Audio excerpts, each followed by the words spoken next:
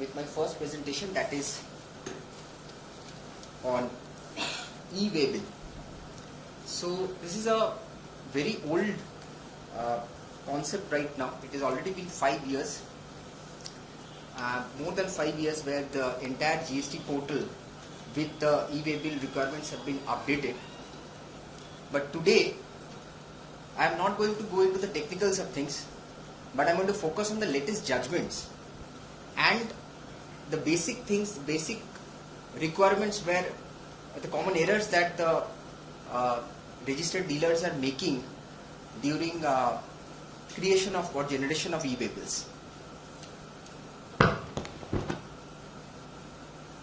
I'll start with the basic concepts.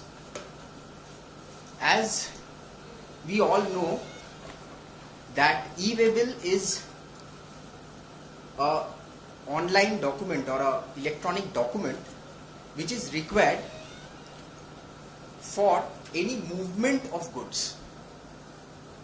I just want to ask you one question, is that does e-bill depends on supply of goods only?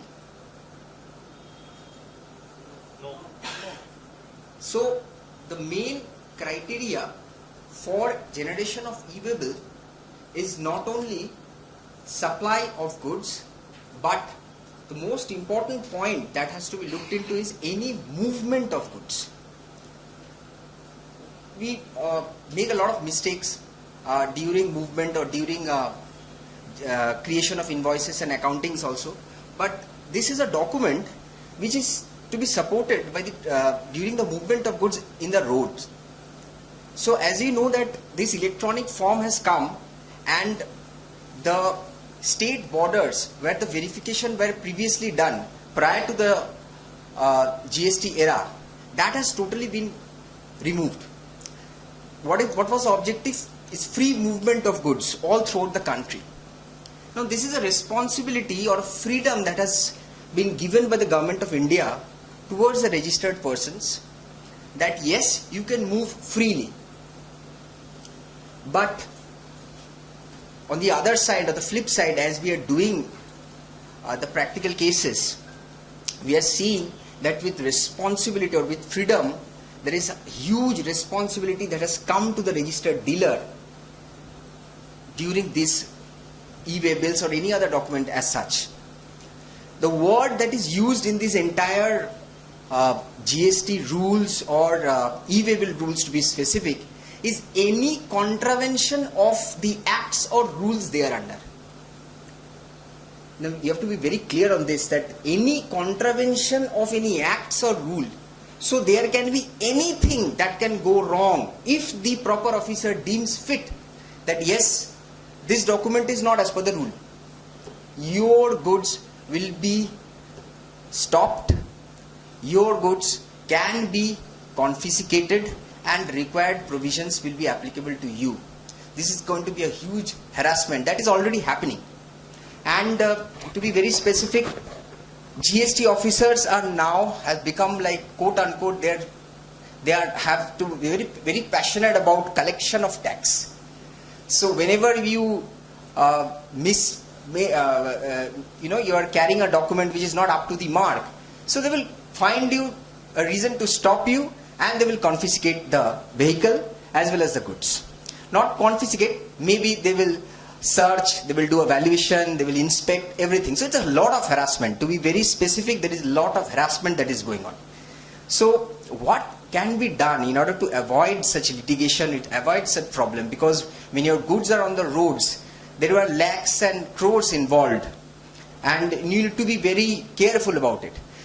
With the advent of e-invoice, things have become a little bit more easier because of the online verification process, but still e-invoice is not only a point, but the e-bill should be updated, or any other thing. If your carriage is not carrying an e-bill, that should be supported by a proper document. So this is very important. So that is why I just at the very outset told you that the importance of this concept. Just moving on fast. E-bill is required, I am coming into the second para. E-bill is required before commencement. So you have to remember this thing, that whenever your goods are starting your commencement, you have to create an e-waybill. So when the goods are moving from the factory, dispatched from the factory, you have to ensure that e-waybill has been generated. So this is very important.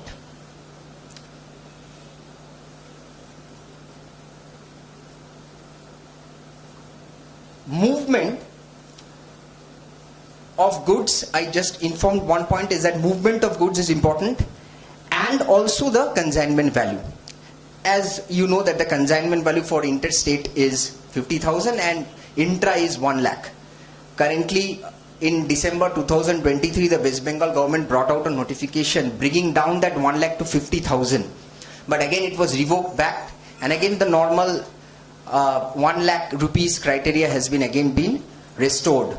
So consignment value is very important here, and also the movement of goods. Both these important points should be kept in mind.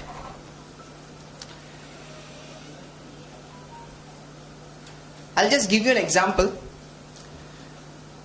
Transportation of goods for a consignment value of rupees 65,000 from Mr. S of Siliguri to Mr. F of Falta, which is a unit located in an SEZ. Is the generation of e-waybill mandatory?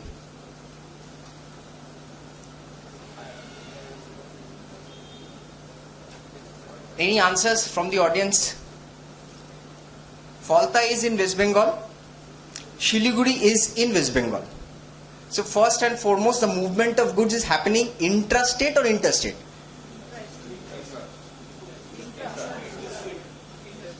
Intra.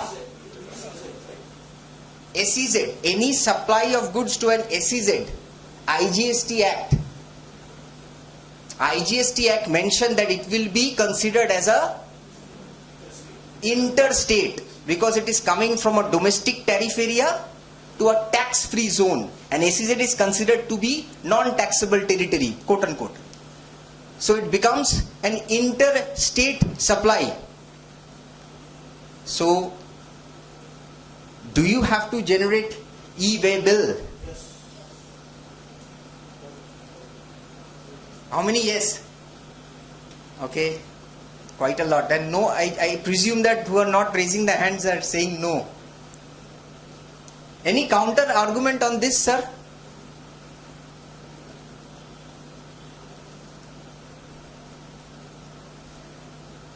Answer is e-waybill is not mandatory here. Why? Interstate supply is different from interstate movement. In the first slide I told you that you have to remember 2 points: movement and consignment value. Doesn't matter what the type of supply is. Supply definition में बोल रहा है कि ये interstate supply है, ठीक है, लेकिन movement intrastate हो रहा है. So limit of e-waybill is 1 lakh for intrastate right now in West Bengal. So the value is 65,000, and so e-waybill is not applicable. Am I clear on this? Okay. The second point that is coming into our discussion is the consignment value. I told you about the movement. Now I am talking about the consignment value. Anyone? I have just informed here. It can be seen, but still it's very simple. You have to consider the taxes also. Am I right? So not only the value of the supply, but also the applicable taxes should also go into the determination of the consignment value. Now you are carrying exempt goods. You're carrying exempt goods as well as taxable supply. So in order to determine the consignment value, you have to remove the exempt value of the goods. That is the only exclusion that has given in the definition. So anything which is exempt, you have to remove the exempt portion. If an invoice is contained both exempt and taxable value, you have to remove the exempt portion. Okay? So that is the definition of consignment value. Now, as I told you that it is not only dependent on supply, any supply which is involving any kind of goods will require an e-way bill until and unless you are doing a totally pure service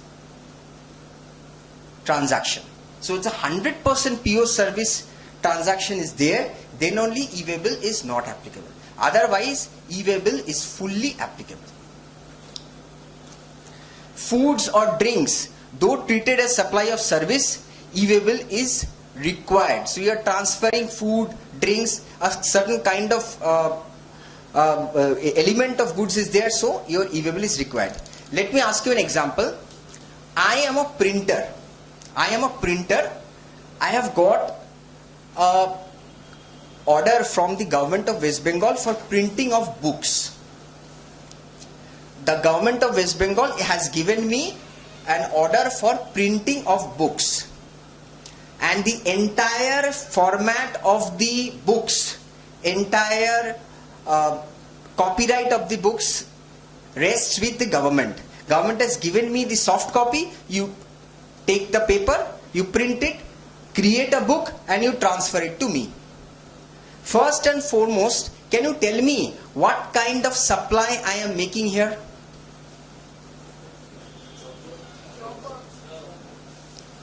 Job work. Okay.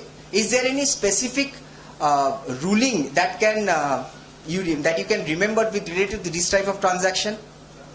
Any kind of ruling that if you can give an example on? This is a job work, but for printing industry there is a specific circular.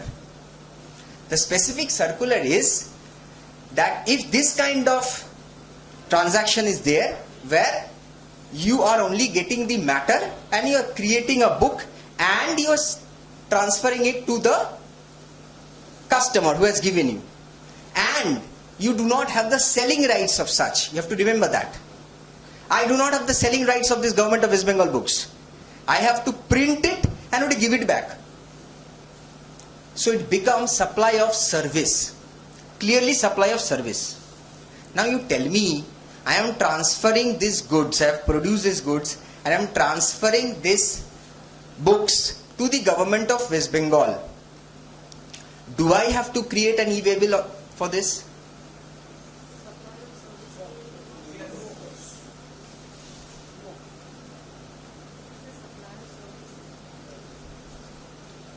No. Yes. Yes, supply is service. You are supplying service. Movement of goods, you have to understand that this is, in this particular transaction, though there is a movement, but it is not goods for you. It is goods for the government of West Bengal. So e-way bill should not be mandatory for me. But this is not 100% pure service. Pure service though had not been defined, but it is clearly mentions that any element of material which is more than 25% does not falls into the category of pure service. This has been given in the exemption notification. So this is not a pure service for me. So if it's not a pure service, I need to generate e-way bill. So during the generation of e-way bill, you have to provide the HSN code for the goods also. Clear? What will be the value in the e-way bill? Value of e-way bill for this particular transaction. The transaction, see, when I am transferring the goods to the government of West Bengal, I am generating an invoice. So the contract rate that has been offered to me, that will be the value. The service part is already Included there. Yes, the service part is already included there. Acha, there are other reasons for transportation as I have given here. There are 3 PPTs today. These entire 3 PPTs, consists of 30 to 35 slides. I don't know time will permit or not, but I've given it in the soft copy to the EIRIC. You will get it. So I will run through the PPTs a little bit faster. So I'm not touching upon the basic things which you know. Any questions you have, you may just ask in between, okay? So reasons for transportation is there: supply, import, export, job work, SKD, CKD condition if you are transferring, line sales, sales return, exhibits and fair for own use and any other purpose. SKD and CKD, as we all know, it's semi knockdown condition and completely knockdown conditions. This has a separate entry in the e-waybill system. We have to click that and we have to generate e-waybill based on either an invoice if it is going in partially or delivery challan as applicable. Line sales, I will just inform here, is that many a times that you are transferring the goods to the transporter who is going to deliver such goods to various retailers, and the names of the retailers is not available at the time when you are transporting the goods. So you are transferring the entire consignment to the transporter without knowing the final recipient. So at that particular time you have to click on line sales and you have to move the goods, remove the goods. So these are the basic things that I discussed here. Now, cases where no e-waybill is required. These are the cases where you do not need to create any e-waybill. One is non-GST supply. You can already understand LPG for household and non-domestic exempted category, kerosene, postage bag, natural and cultured pearl, jewelry, currency, used personal and household effects, coral, unworked and worked coral. All these are falling under the exempted category where e-waybill is not required.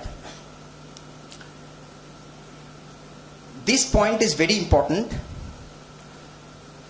Goods should be transported in a motorized conveyance only. So for e-waybill, you have to transfer your goods through a motorized conveyance only. So any non-motorized conveyance will not attract creation of e-waybill. So any non-motorized conveyance can be exempted. Then there are port-to-port transfers where e-waybill is not required. No supply as per Schedule 3. Schedule 3 items are mentioned that there are various transactions which does not attract or falls into the category of supply as per Section 7. So where there is no supply, you do not have to generate e-waybill. Okay.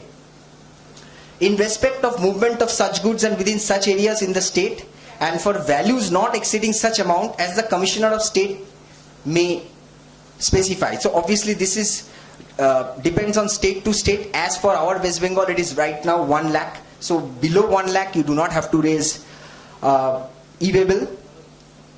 Then exempt from GST, also exempt from e-waybill. Here in the rules, rule number 138, they has given a list of goods where no e-waybill is required. Check whether your goods falls in that category and you do not have to create the e-waybill.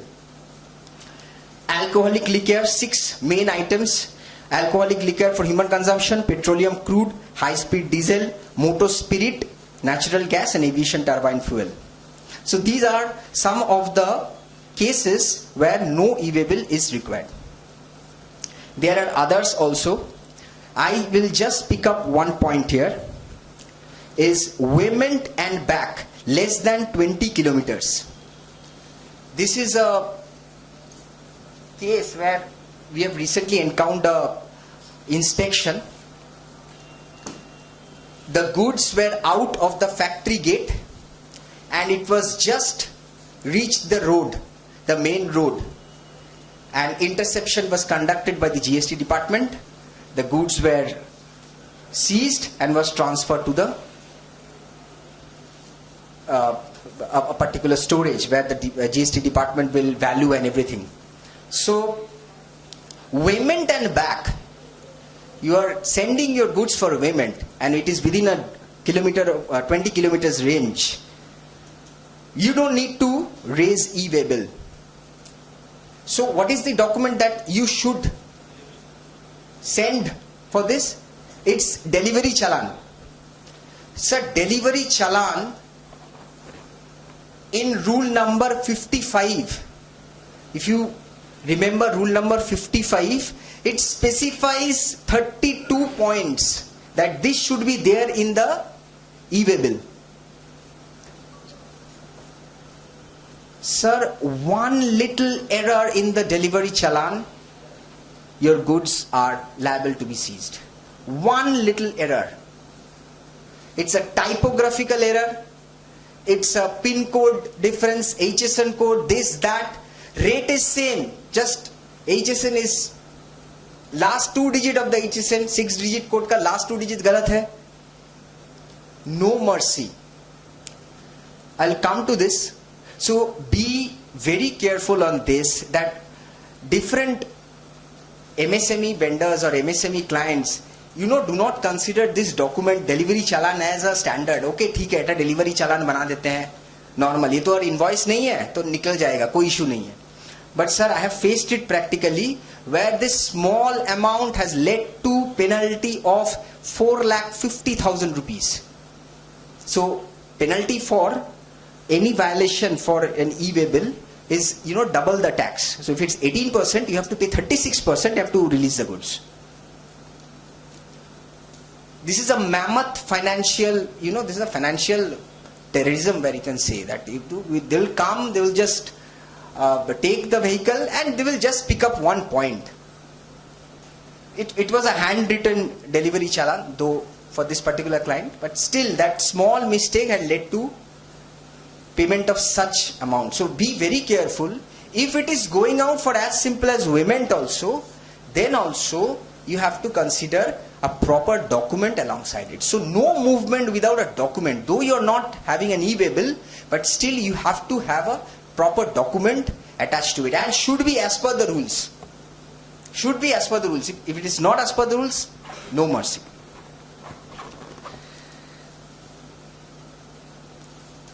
These are other areas where specific entries where e-way bill is not required. Acha. The validity of e-way bill, when GST law incorporated or institutionalized e-way bill, at that particular time there was a limit. And what was that? For every 100 kilometer one day. Sir, if you can remember that. Now it has been changed.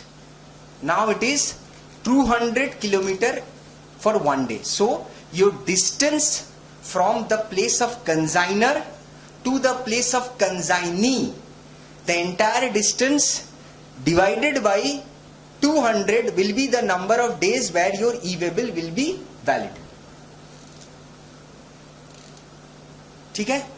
So पहले 100 था, अब 200 बन गया है. So 200 you have to consider here. Now there is another point of 20 kilometers. For one day there is 20 kilometer, and in every additional 20 kilometer additional one day. What is this? Sir, there are two types of cargoes involved.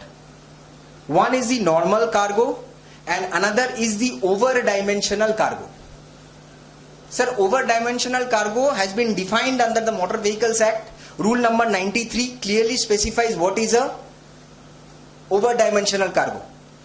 So, over-dimensional cargoes are those cargoes which run slow, basically. So, over-dimensional cargoes will have 20 kilometers for a day, and normal cargo or normal conveyance will have 200 kilometers. The definition of over-dimensional cargo has been given here for your reference. I will give you an example. Sir, over-dimensional cargo है क्या? Sir, लंबा trucks जो car लेके जाता है, बहुत carrier additional attached है, those are over-dimensional cargo. That has to be checked also during the generation of e-way bill. So this is a very simple question that I have given. Anyone can try. So the first one is the over-dimensional cargo. 1560 is the number kilometers. It's going from Calcutta to Delhi. So what will be the number of days for the validity of e-way bill?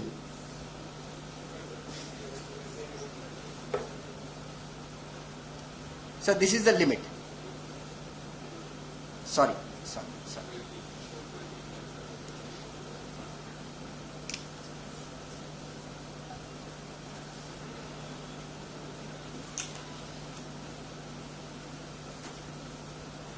Over dimensional cargo, 20 kilometers one day.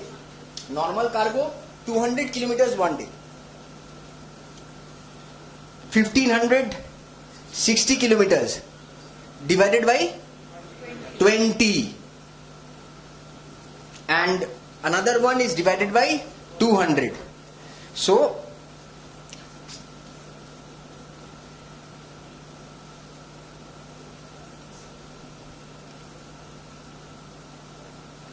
normal, sir.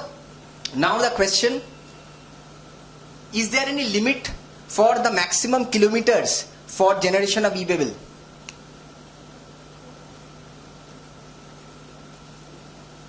Anyone?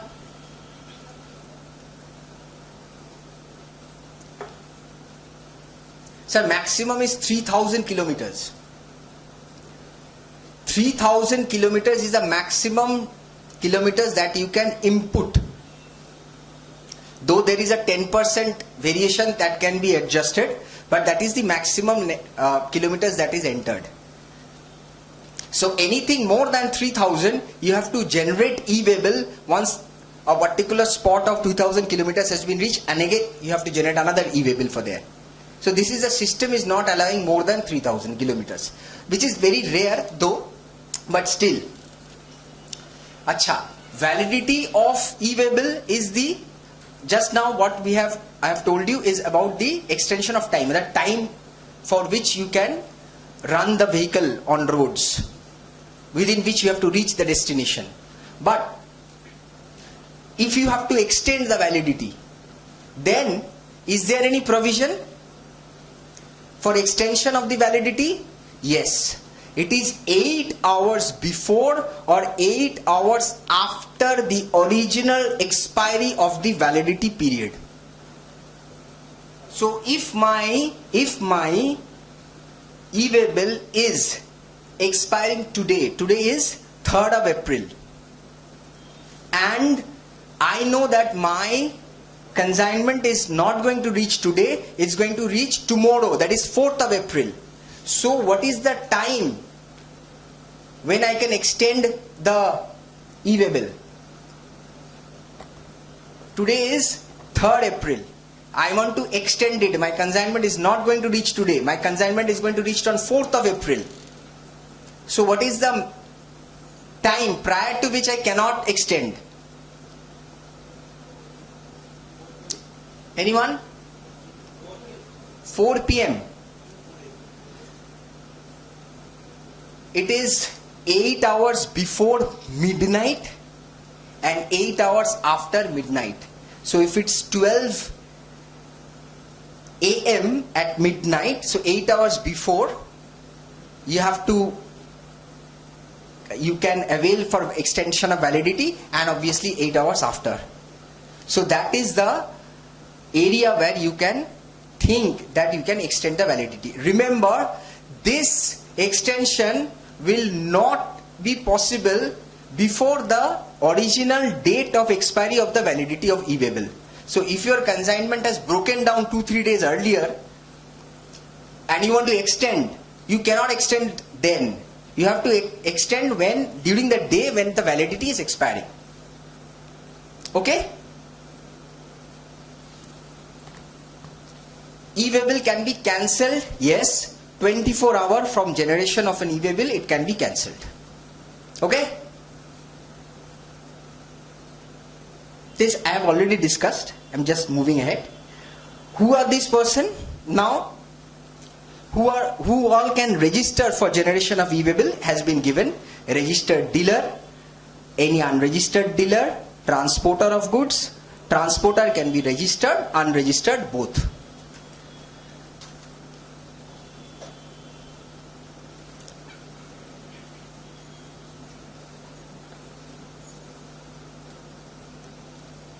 this is very much technical. I'll just give you one point, is that in case of any breakdown or accident of goods, so there you have to use the option to change to multi-vehicle. This is a portal thing that you can use, and you have to update the part B during a breakdown or an accident.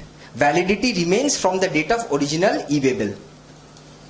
Now I will give some examples and I will explain this transaction types. There are 4 transaction types for generation of e-way bill. One is regular, one is bill to ship to, another is bill from dispatch from, and fourth is a combination of 2 and 3. I assume that you are aware of these terms, basically bill to ship to and all, but from the point of view of generation of e-way bill, these 4 different types will be very much important for generation of e-way bill. With an example I will tell you. For a regular generation of e-way bill, this is very simple. Either you are a supplier or you are a recipient, anyone can generate part A, and if you are transporter also, you can, you are supplying and transporting by yourself only, you can update part B accordingly. So for outward supply and for inward supply, any one is auto populated, and the other one you have to fill the pin code and everything, you have to fill that the destination where the goods are moving. So this is a normal case. I am coming to bill to ship to. First example, is this visible to everyone? Okay, I need answers for this. The supplier is in Delhi, the purchaser is in Odisha, and the goods are moving from Delhi to Jharkhand. Bill to ship to concept, I think everyone is aware. I'm not going into that. So bill has to be raised for one particular supplier, and the goods are moving to somewhere else. This during the time of invoice also you can create, but during the time of e-way bill you have to be very careful while generation of the e-way bill. So the orange color in the box is here informing that the goods are moving from this particular point. Okay, so my question to you, who is going to generate the e-way bill? This is a very simple answer. Delhi. He is causing the movement.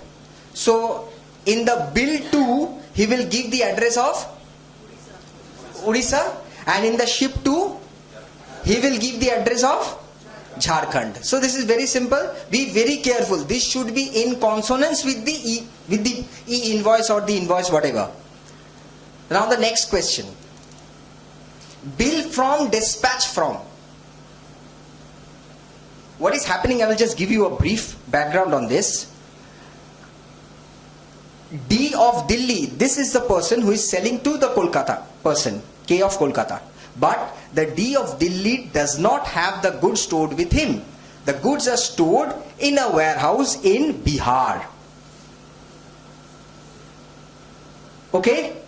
So goods are moving from Bihar to Kolkata. So you have to remember, bill to ship to is a different concept. This is bill from and dispatch from. You have to fill it correctly. So bill from, who will first create e-way bill?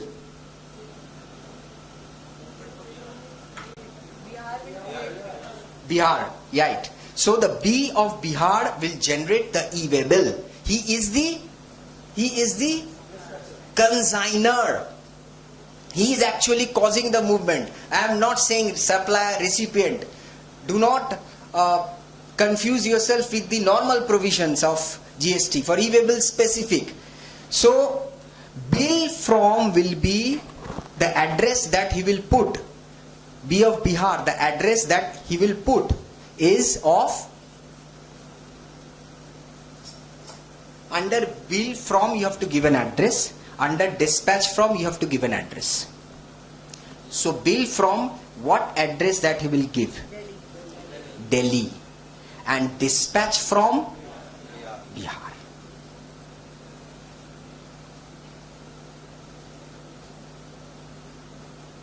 Clear?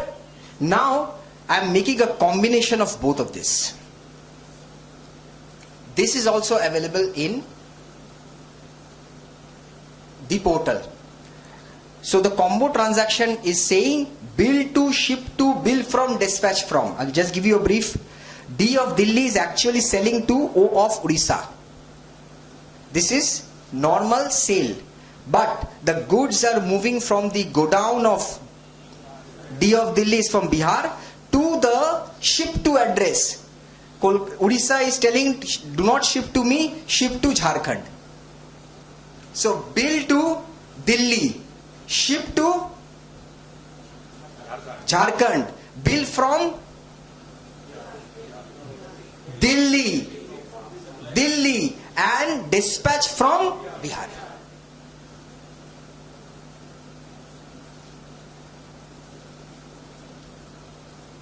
Okay? Clear? So these are the 4 type of transaction that you will get in the e-WayBill portal. So we have to be a little bit careful. Okay? I'm moving a little bit faster now. Okay, this is the transport details that need to be updated. For road transport, obviously transporter name, transporter ID or vehicle number, transportation document, or RR, airway bill or bill of lading, rail, air and ship. These are the 3 that is required when the goods are moving through that. And part B, if you can remember in e-WayBill there is part 1 and part B. We'll come to this later. Part B for rail, air and ship has to be created by the supplier or recipient whatsoever. Only when you are supplying through the transporter, you have to use the, if you are transporting it through road, then only you have to give the transporter details and the vehicle number on. I am not going into this basic conditions where you are generating e-WayBill. This is already known to you. I will just give you another example where a case study is there. You come to this last bullet. Come to this last bullet. I am just reading for your convenience. If goods are transported for a distance up to 50 kilometers within state from the place of business of consignor to the place of business of transporter for further transportation, no need to give details in part B of e-WayBill 1. So need to be very clear on this. There are 2-3 cases, Delhi High Court, Allahabad High Court, I will later on reiterate. They have intercepted and the goods have been seized. On what ground? That the consignor has not filled part B. But it was within the radius of 50 kilometers and it was going to the transporter's godown. What was missing? A proper document mentioning that it was going to the transporter. So obviously you are not required to fill part B when you are transferring your goods to your transporter, but had to be within the limit of 50 kilometers. So both this Allahabad High Court has accepted the appeal, and part B, since it is not mandatory, so you are not liable to be seized. So remember this particular point. Okay, so now what are the penalties involved? A normal penalty of 10,000 or amount of tax evaded, whichever is earlier, or whichever is higher, sorry, if without any documents. Section 129, as I have introduced e-WayBill, when I started e-WayBill provisions, I told you this is the most critical section for e-WayBill. Section 129 subsection 1 ABC, section 129 subsection 2, both are equally critical. You have to check this. This is the only section where is mentioned that if the goods are found contravening any of the provisions of the act or law, I will confiscate all the goods along with the carriage. So this needs to be followed with the rules.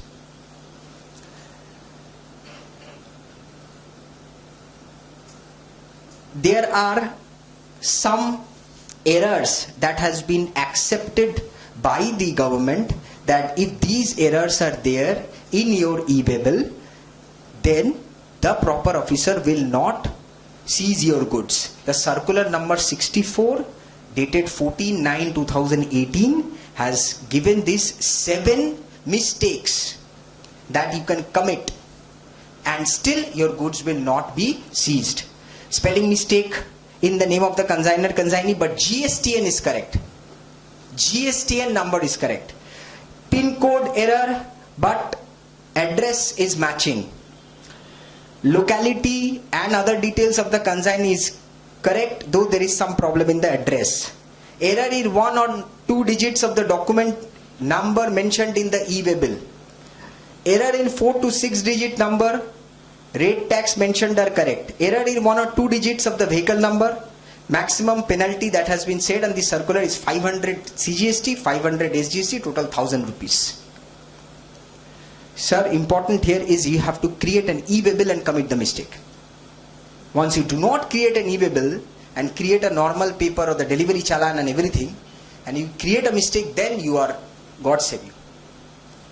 So e-WayBill has to be created, though there can be some kind of a problem. So e-WayBill has to be created. Without e-WayBill, any kind of transactions which are not coming without exemption is liable to be confiscated. I will run through this a little bit more faster because this inspection is slide will take another session altogether. This inspection thing. There are a lot of case studies, as I've been given a very short time, and there are a lot of other things to be discussed also. But still, I will just give you an overview. What are these? These are the steps that the proper officer should follow during seizure of goods, interception of the goods. MOV1, MOV2, MOV3, MOV4, 5, 6, everything. There are time limits mentioned here. As a consultant, as when you are advising your clients, you will take the thing from the client is whether the proper officer is following the criteria as mentioned in this particular circular. There are instances. I'll tell you how. First, I will just go through a little bit about it. First interception. गाड़ी को पकड़ा है, driver को भी पकड़ लिया है. First is statement of the owner or the driver or in charge of the vehicle. MOV1 issue करेगा तुरंत. पकड़ के ये पहले issue करेगा कि क्या है क्या नहीं है. The driver should also know. You know, there are so many instances where the drivers do not know about what is going, what the document, they do not anything. They tell anything, whatever they want. So still that statement needs to be recorded. If you are the owner, that's all right, but if the driver is there, that statement is very important. So this should be there and it should be serviced to the in charge. Without this, no seizure begins. So number 1. Number 2, accordingly within 24 hours MOV2 will be issued. Physical verification के लिए गाड़ी ले जाएगा कि कहाँ जा रहा है, कितना वैल्यू है, क्या है, माल क्या जा रहा है, क्वांटिटी, वेट. सर बोल रहा हूं तो इसलिए एक छोटा पॉइंट भी बोल दिया. यूनिट में गड़बड़ कर दिया, लीटर का स्पेलिंग गलती कर दिया, किलो की जगह लीटर लिख दिया, कॉन्ट्रावेंशन MOV6 इशू हो गया. So very careful on these small things. So now the department is looking for small mistakes to harass you. So order for physical verification and inspection. MOV3 order for extension. MOV2 लेके बैठ जाएगा नहीं, 3 दिन maximum है. अगर उसको चाहिए कि मेरे को टाइम लगे, 24 घंटा लग रहा है, कमिश्नर को चिट्ठी करके सर्टिफाइड कॉपी लेके 3 दिन एक्सटेंशन कर लेगा. MOV3 तो गाड़ी पकड़ के बैठ के रखा है MOV2 इशू करके, and you do not know कब छोड़ेगा. अरे भाई एक्सटेंशन लिए हो, sir where is your MOV3, ask for MOV3. Many a times they will just sit. अरे ओनर आएगा, उसका ही गुड्स है, कहां जाएगा, ओनर आएगा, गाड़ी किसी और का है. ফোন করে বলে দেবে যে দাদা গাড়িটা তো ছেড়ে দিন, গাড়িটা তো ছেড়ে দিন. ক্লায়েন্ট ফোন করে বলে গাড়িটা তো ছাড়ার ব্যবস্থা করুন, আগে ছেড়ে দিন, অন্য কিছু গুডস পড়ে থাক, আগে গাড়ি ছাড়ুন. ফোন করছে, ডিমারেজ চার্জ, গাড়ি আটকাচ্ছে. All this things are happening. Be very careful. MOV3 extension चाहिए उसको. MOV4 physical verification report by the proper officer, वो MOV4 इशू करेगा फिजिकल वेरिफिकेशन रिपोर्ट, मैक्सिमम 3 दिन लेता है, with in 3 days he will upload it in the portal, MOV4 दिख जाएगा कि उसने क्या पकड़ा है. And the physical inspection report is way different from what you will actually think. It will be a story of something, पूरा cinema लिख देगा MOV4 में. ठीक है. अच्छा, MOV4 after, if the proper officer thinks that ठीक है, as per documents and the goods whatever is going, if it is exempt supply maybe within the conditions of it, then they may release a release order. MOV5 से release order दे देगा, that is there, but hardly they give. They will go for MOV6 detention. Most cases they will go for detention, so will detain it. So how many days are involved if your car is detained? Sir, 14 days. The proper officer can keep to a maximum of 14 days detained, not more than that. So they will harass you, they will pick you and will try to take this advantage of these 14 days. So what are the options that is available for me? Say your car, your conveyance has been intercepted, has been lying with the proper officer. What can you do? You pay the tax. What is the tax?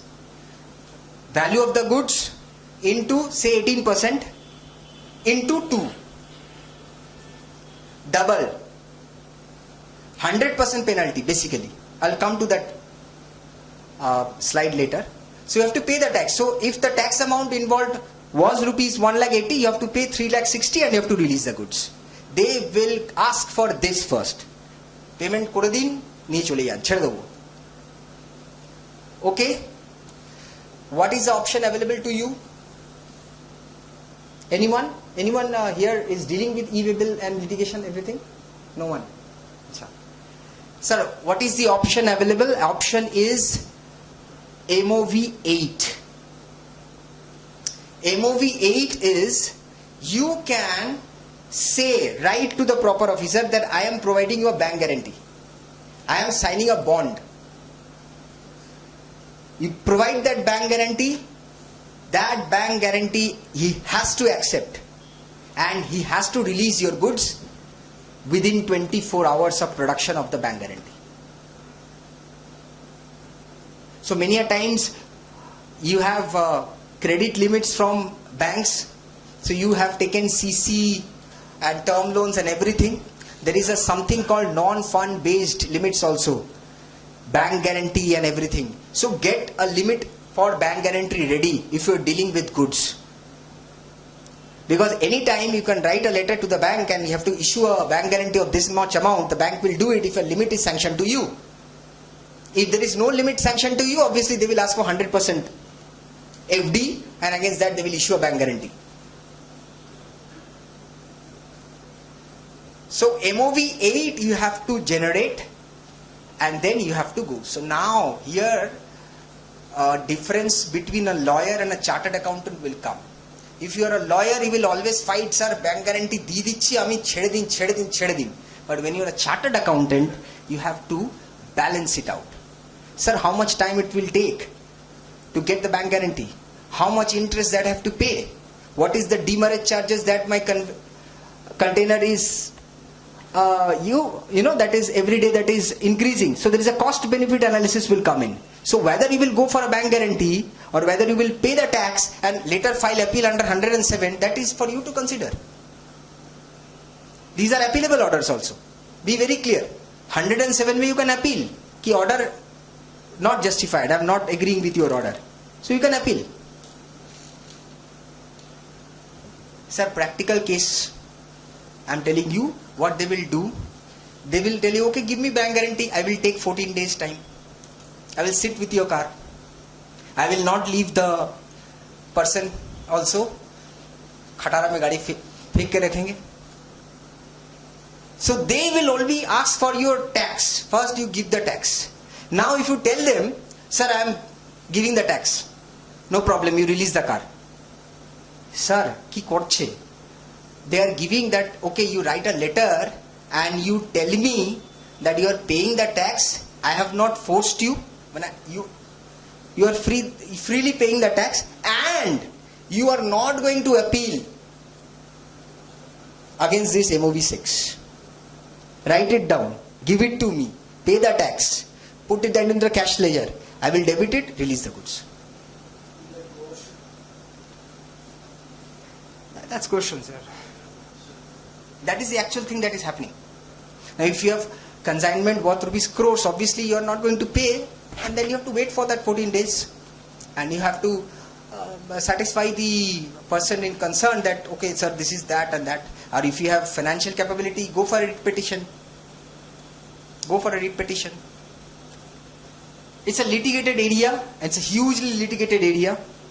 Since there is no standing instruction for where the person will catch you, state borders are not there.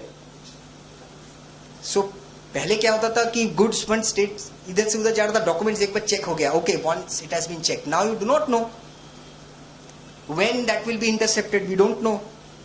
And now they are tracking through the fast tag. Fast tag is integrated with the e-WayBill system, Vahan. So when your movement of goods is there, what are the toll taxes that they have crossed? And if the proper officer believes that those goods you're transferring to evade tax or something which is there where a tax can be collected, they will chalo bidi podi sabai mile and intercept you.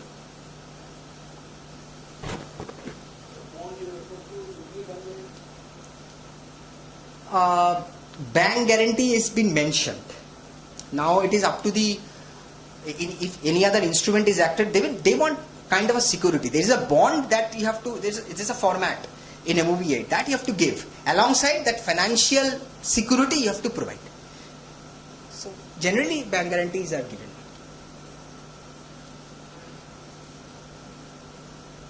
So if you can see here, MOV 7 will come with MOV 6. MOV 6 is the detention notice that, okay, this has been detained, these are the problems, and MOV 7 will give you the itna tax ho raha hai, itna penalty ho raha hai. MOV 8 is the bond. MOV 9, automatically this will be raised and the order for demand and tax and penalty will be passed. Then also you are not paying, you have left it, then MOV 10 say confiscation ho jayega, goods will be, the title of the goods will be removed from you to the government, central government. And MOV 10, the order for confiscation and demand and tax will be generated. MOV 11. So this is the entire process where the department is now going crazy and collecting huge amount of taxes. I am not, I've just reiterated everything, what are the things, but in this PPT you will get a nutshell of the entire points here. This PPT I have made it for you so that it can be handy, and what are the things that to be done, and when, what comes before and what comes after, everything is here.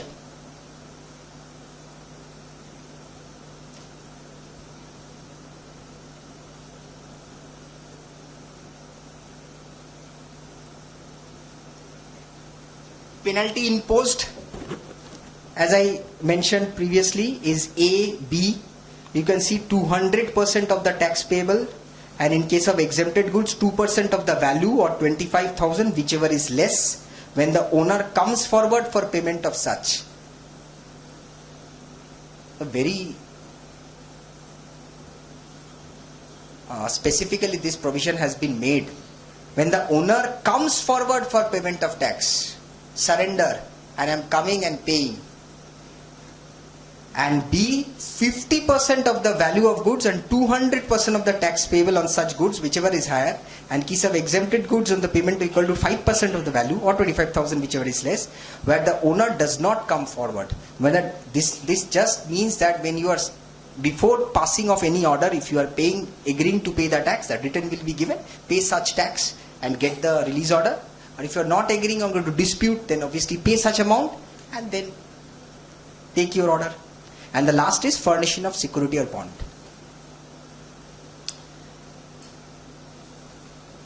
Some case studies. Supreme Court in case of K-Pen Fragrance Private Limited specifically mentioned that release of goods should be strictly as per the provisions of section 67 and relevant rules.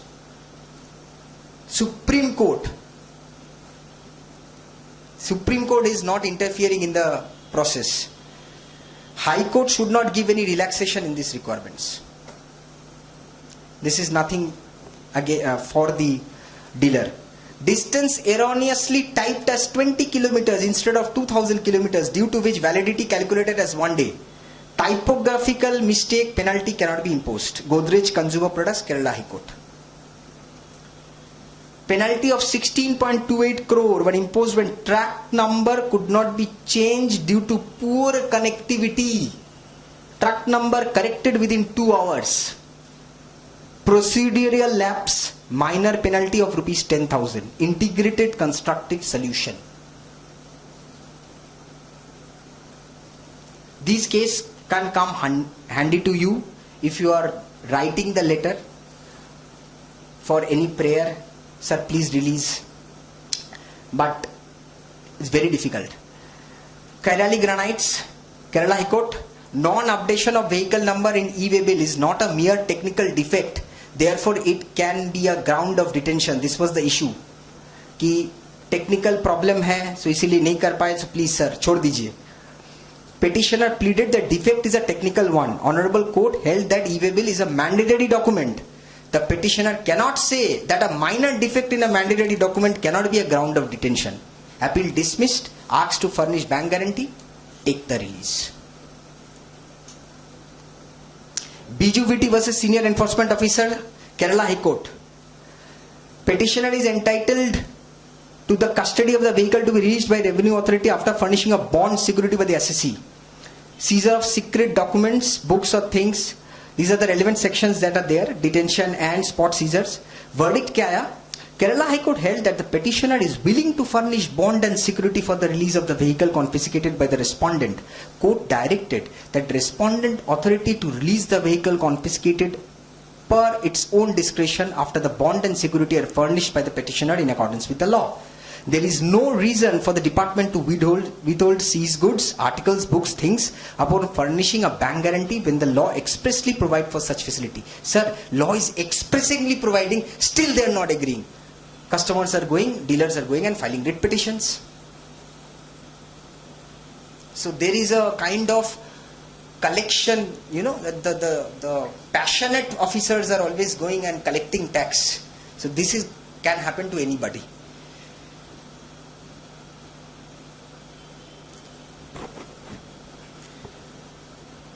I have already mentioned about Indus Tower within the radius of 50 kilometers. That appeal has been filed. Release of goods were there. Second bullet, detention of goods merely for infraction of procedural rules in transactions which do not amount to taxable supply is without jurisdiction. I am carrying goods which are not taxable. Still detained, penalty imposed. Procedural lapse का बहाना देके रोक ले रहा है, seize कर ले रहा है. Ravi Parameswaran Pillai, Kerala high court. Judgement दिया है infraction of procedural rules.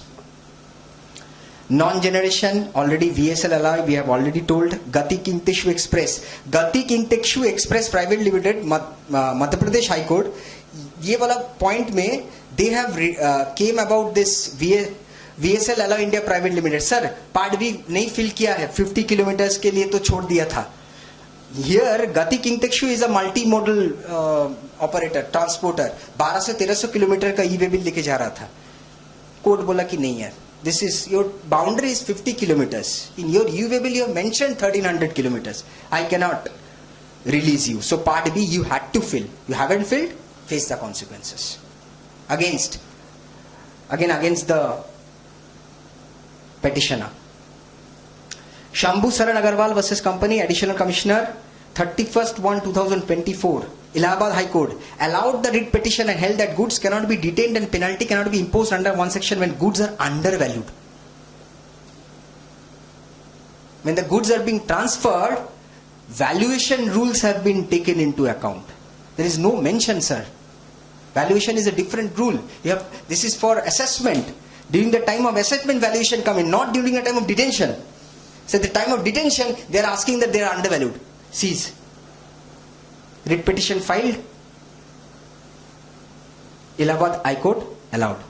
Precision Tools India, non-filing of part B in the e-WayBill on technical difficulties and without any intention to evade tax would not lead to imposition of penalty. This is a good case which is for the registered persons, where the Allahabad High Court had taken into cognizance this point that yeah, there can be technical problems where part B is not filed, and has given this relief to the petitioner. These are self-explanatory. So this is about e-WayBill.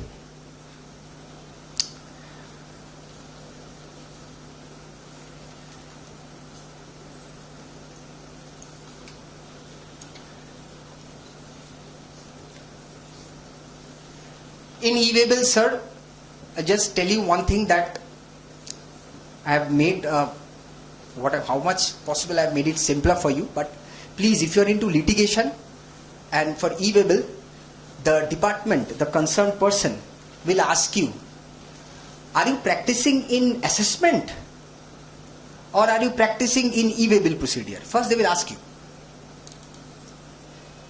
When you say no sir, we are only financial thing, as a chartered accountant, when you introduce before the department, they know debit credit, अरे ये तो financial में जा रहा है, या तो financial नहीं तो लड़ाई करते होगे.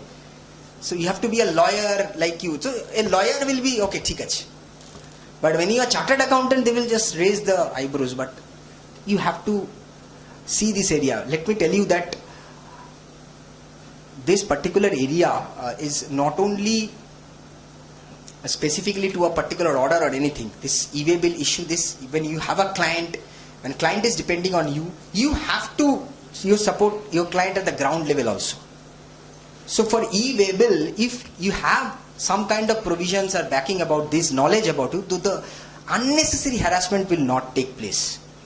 So this PPT that I have shared with you, this will give you this basic idea, but keep an eye on the latest judgments that is coming up, because as chartered accountants, we do not make e-WayBills. E-WayBills are made by normal accountants who do not know the intricacies of such. So we have to be ready for such. You do not go and check every e-WayBill every day.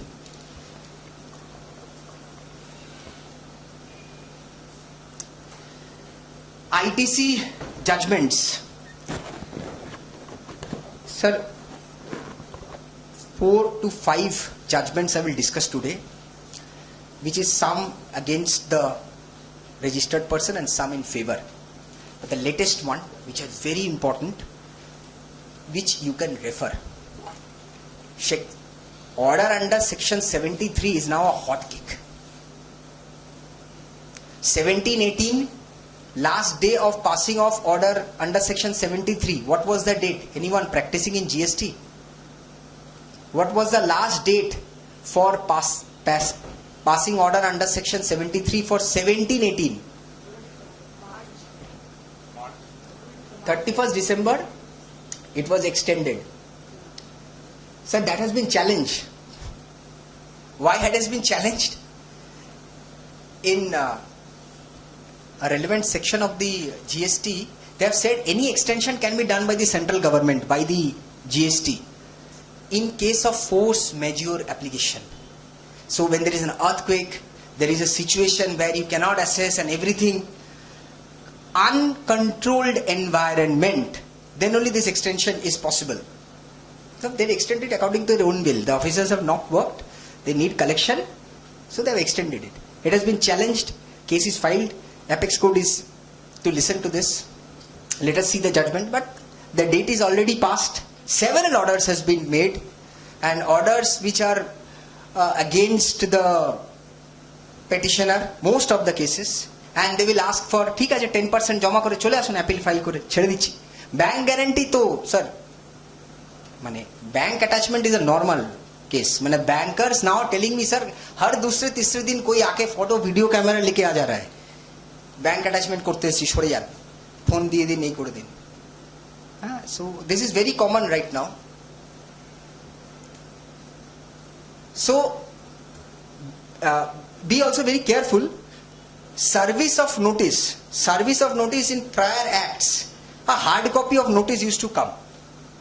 A hard copy of order also used to come. The date on which you are receiving the order, from that date 3 months I am getting. Service tax also, this was there. But in GST, I have raised the order, I have given it into the portal, and your registered email e chole geche, order served. And registered email is not of the client but of the consultant. Consultant का mail में 1000 mail आ रहा है, घुमा दिया. So as practitioner, you should always advise your clients to get a registered email ID where he can see, a registered mobile number where he can receive the SMSs. As a consultant, you should not take this blame, because we are chartered accountants and everybody, अरे आपनार काछे तो mail चले गेछिलो आपनी देखुन. No, that should not be the criteria. So be very careful that email should be of the client.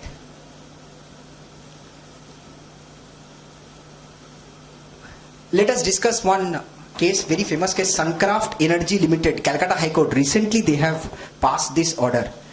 So this is the issue. GSTR 2A is showing something, you have claimed in 3B something. So now from 1/1/2022 in section 16 subsection 2, there is a clear cut point where the credit that you are taking in your return should be reflected in your 2B. Prior to 1/1/2022, it was not there. 2A or Rule 36(4) came in before 1/1/2022. But remember, rule should be directed from the provision in the Act. There was no provision of this 2A in the Act, but the rule was framed. Since there is no provision, rule does not subside. Various litigation went up. So, department considered 2A and has said that this was the amount in 2A reflecting, you have claimed in 3B, so I am adding it back, pay the amount along with interest, penalty and whatsoever. Calcutta High Court has held that the company cannot be denied ITC by citing the ground that the supplier has not remitted the tax unless there are situations where the GST department cannot collect tax from the supplier. Please, this PPT I will share, but please note these two press releases, 18/10/2018 and the press release of 4/5/2018. The press release number 1, 18/10/2018, that press release, department has said that 2A is just a facilitation window to check whether the inputs that you have taken is matching with the suppliers that have filed. It's not that it's a rule that you have to be subject to 2A only. No. And in the second press release on 4th of May 2018, they have clearly said that first you should be targeting the defaulting seller who has not paid the tax. It is your input that you are taking. That person has not filed there properly in the GST returns, so you should collect from the seller. He should be first targeted. What are the cases when it is going to come back to you? If the seller, the court has said, if the dealer is missing, that is the person who has from whom you have purchased the goods which are sold to you, the dealer is missing, the closure of the business, and the supplier do not have any assets to pay. So my ITC, I have paid it to the registered dealer, I have claimed it, I have the documents, everything. That person has not filed, has not paid. So first, court has said that first try at least to collect from that supplier, from the seller, and then if the options are utilized, availed, then come to the particular person who has claimed the credit and take coercive action. Suncraft is a very, Suncraft Energy is a very vital case that has gone into the favor of the registered dealers, is that the order came in support of the dealer that no, whatever you have claimed in 3B, that is correct. Though 2A is not reflecting, you are supposed to get the credit.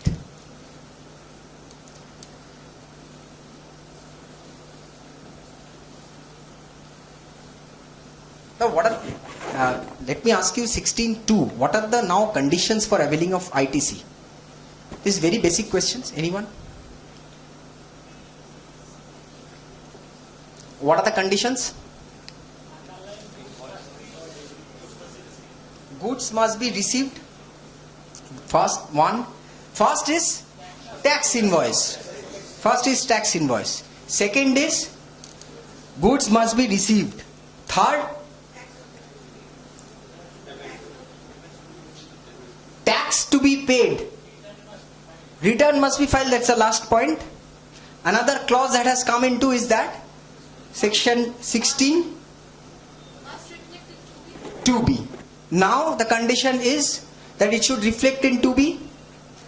The tax on such invoice has been paid and you have filed the return. Returns have been filed. These are the conditions that was there. Prior to 1/1/2022, this 2B condition was not there. And tax has been paid. This condition must be tested by the department by this press release which has been given in this Suncraft order, that no, since you have paid the tax to your seller, so department must follow the procedure laid down in its own press release. So this can come as handy to you.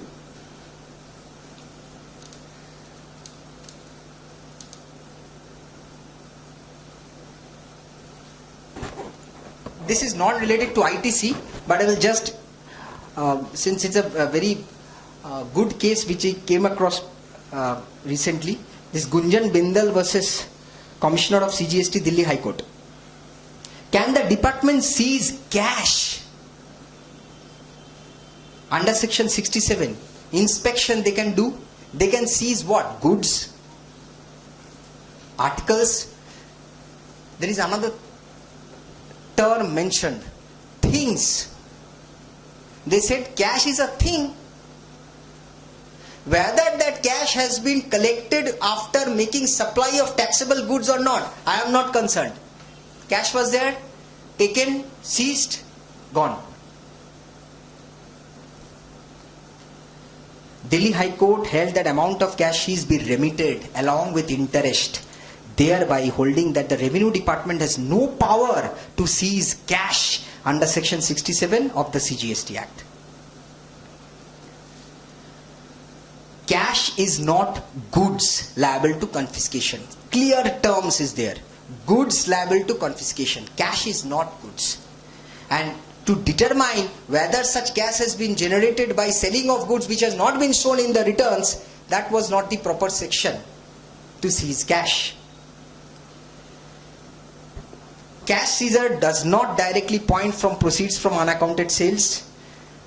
This would have been easy, but the legislation wisdom is that evasion of tax is a must for proceedings to be for the jurisdiction and lawful. No presumption flows in favor of the revenue, especially when cash may be treated be things and not consideration from supply. So, Delhi High Court has clearly said you cannot seize cash. Next case, ASE India versus Union of India. This is Telangana High Court. ITC can be blocked when no assessment order is issued. Sir, anyone aware of the Rule 86A? Rule 86A of the CGST Act. Rule 86A of the CGST Act says that the ITC, the electronic credit ledger, that you are having, that can be suddenly blocked by the department. When, yes? You have to do cash payment.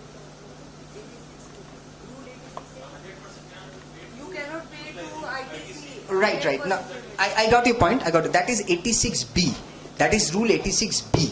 So Rule 86B is saying that you have to at least 99% should be paid, 1% you have to pay in cash. That was the point. And there was some other condition. I am not going into that. There is another Rule 86A. So there are certain rules in this Act where department may initiate inquiry and you do not know. They will block your electronic credit ledger suddenly. 5 reasons are there. I'll come to it. What are the 5 reasons? Basically what 5 reasons? You are supplying goods without tax invoice, or you are contravening any section. So they will issue a notice and they will block your 86A. What they will do is they will ask you a show cause. What in this particular case the Telangana High Court has mentioned that the impute notice issued pertains to a blocking of electronic credit ledger of the petitioner under Rule 86A. Nowhere it has been stated that the input notice is an intimation pertaining to proceedings initiated under section 74. 86A is why? Because there is some willful default, fraudulent transaction, tax not paid. So that section is section 74. The department must initiate order under section 74 for any willful fraudulent transaction. So a normal notice without mentioning that I have initiated 74 and I have blocked your credit ledger, Telangana High Court dismissed the case. It is not an order of attachment of the ITC account of the petitioner. Impute notice is not an order of attachment. In order to attach, you have to follow the rules. Pass an order, show cause notice issue kariye pehle. Pass an order section 74. A party has not filed appeal. 3 months have gone. Now attach, no problem.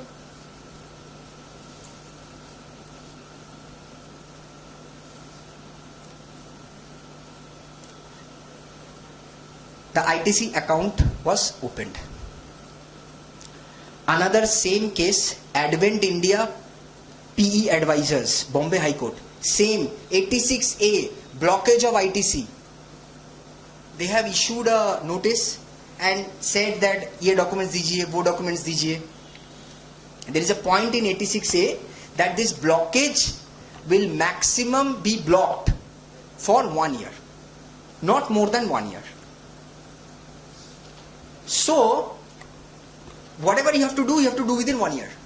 They have issued notice, they have asked for documents, client also gave some, another documents, further documents gave, ऐसे करके 1 year निकल गया. ठीक है?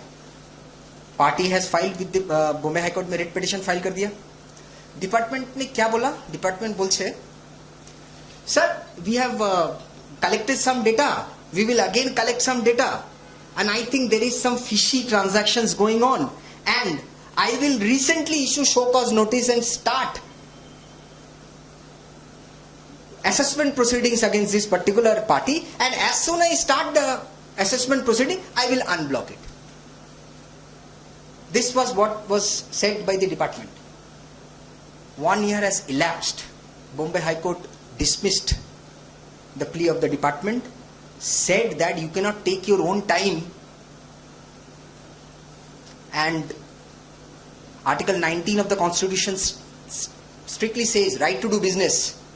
If you have blocked my ITC credit ledger for 1 year, you are attacking my right. So petition dismissed in favor of the SSC, and it was opened. So why I brought in these 2 cases of 86A, this is happening very frequently. Department is slowly using its own ways, to stop you.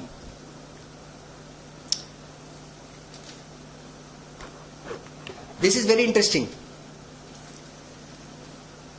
Chukat Krishna Praveen versus State of Kerala, Kerala High Court, December 2023.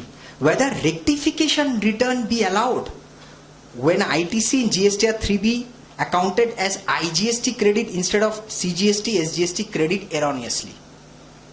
Erroneously in 3B you have recorded CGST, SGST.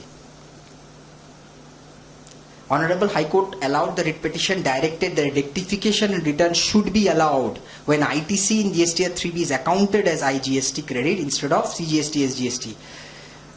Directed that representation filed by the petitioner be treated as a rectification application and pass the necessary order in accordance with law after granting a proper hearing within a period of 2 months. I will tell you this case is for 1718 and the last day of rectification has gone on March 2019. So this rectification was not possible, and you know that GSTR 3B cannot be rectified. You have to do your own rectification calculations and show it in the following returns. But this case, the department was bound to take into cognizance the rectification application.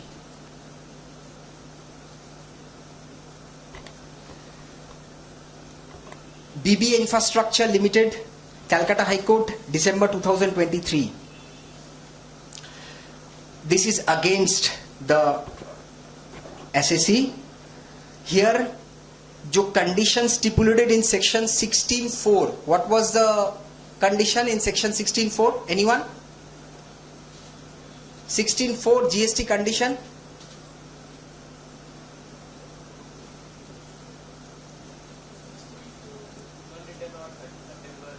Right. Thank you very much. Maximum time that you can take the credit is following year. Now it is till November 30th. Previously it was till September. Return of September, now it is 30th November.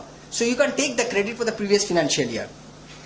Section 16.4 blocks the credit and asks you that it cannot be taken.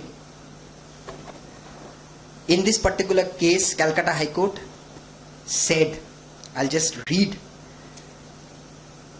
Section 16.1 is an enabling provision and section 16.4 is an imposing restriction on filing of belated returns and is valid in nature.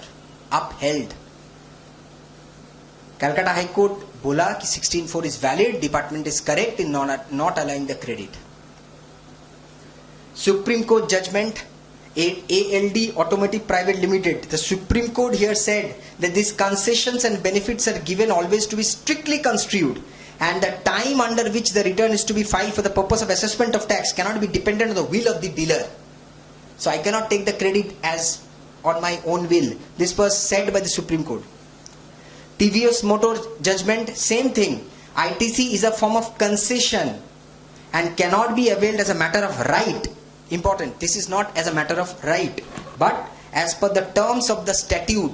The statute has told me that bhai 16.4 is your time limit, you cannot take, so cannot take. So BBA infrastructure is a big jolt for various cases pending with the apex court and also various courts where they have taken into account that 16.4 is a restriction. There are other cases. I'll come to the main point. Section 16.4 is one of the conditions for making registered person eligible for avail the ITC and is not violative of Article 300A.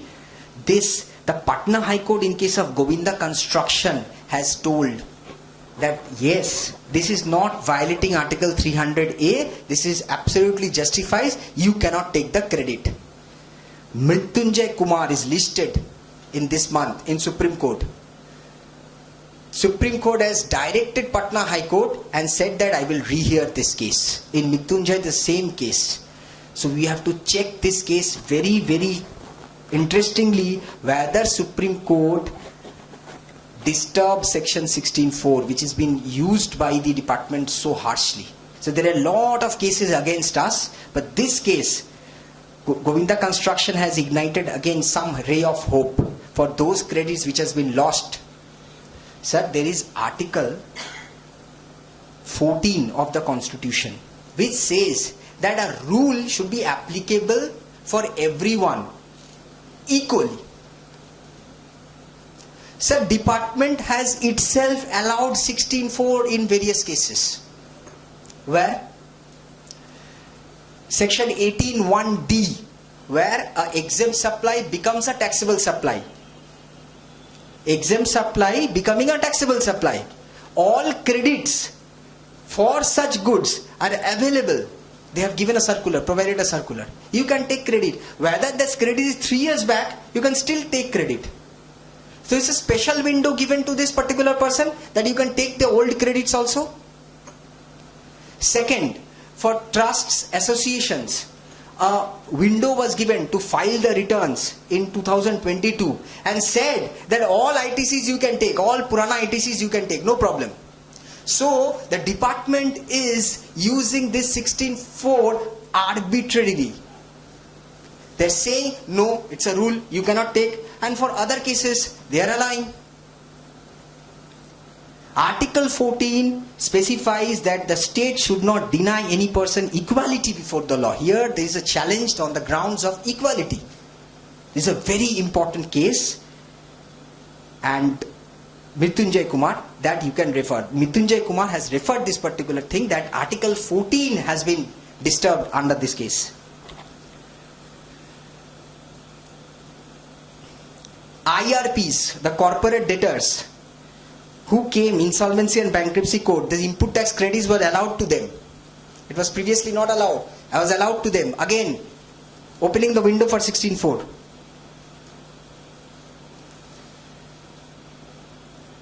Login credentials were not available, blocked.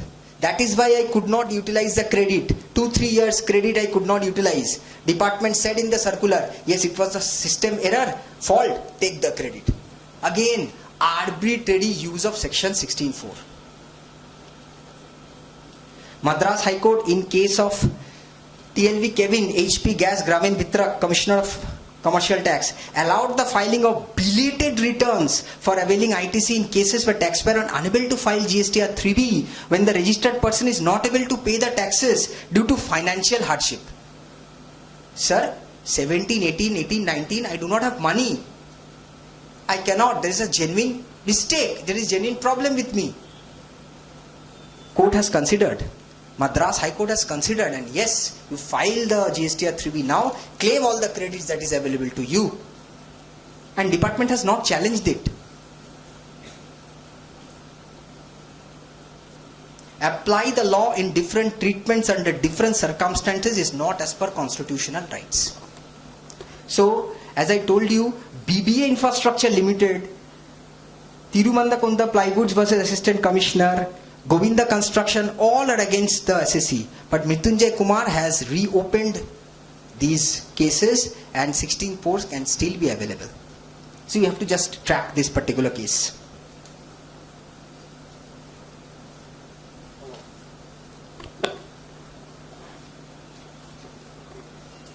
ITC can be claimed by submitting physical GSTR 3B. Sir, GSTR 2 was not available. GSTR 2 is still not available. This auto correction mechanism which came in 2017 during the start of GST was not made applicable. Court said, Madras High Court, yes, you are given an opportunity to file the returns. Since GSTR 2 is not available, so you can file the returns manually and the writ petitions were allowed.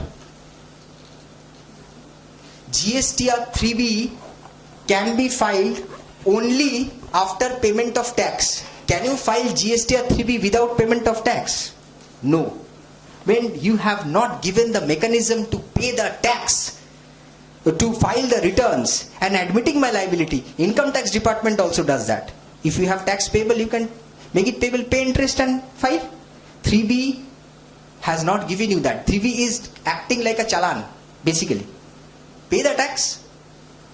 So when you have not given an avenue or option for the SSC, so how can you say that you will deny the credits accruing to such? So this is a very interesting case, TLV Kavin HP Gas Gramin Vittak, where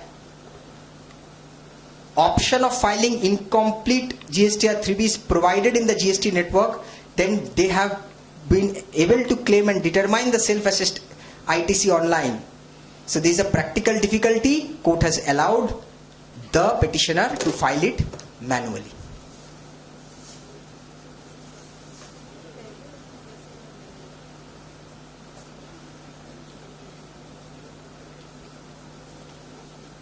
Same judgment was there. Punjab and Haryana High Court, Hans Raj Sons versus United of India, Advert Technology Private Limited. All cases are allowing SSEs to file GSTR 3B manually and take the credit. So these cases can come handy to you. Any question on ITC, sir? Sir, all things are being settled at High Court level. No departmental procedure to assist. During departmental procedure, you have to refer to these particular cases.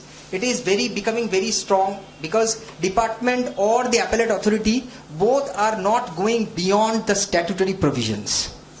They are strictly restricting themselves to what the statute is saying.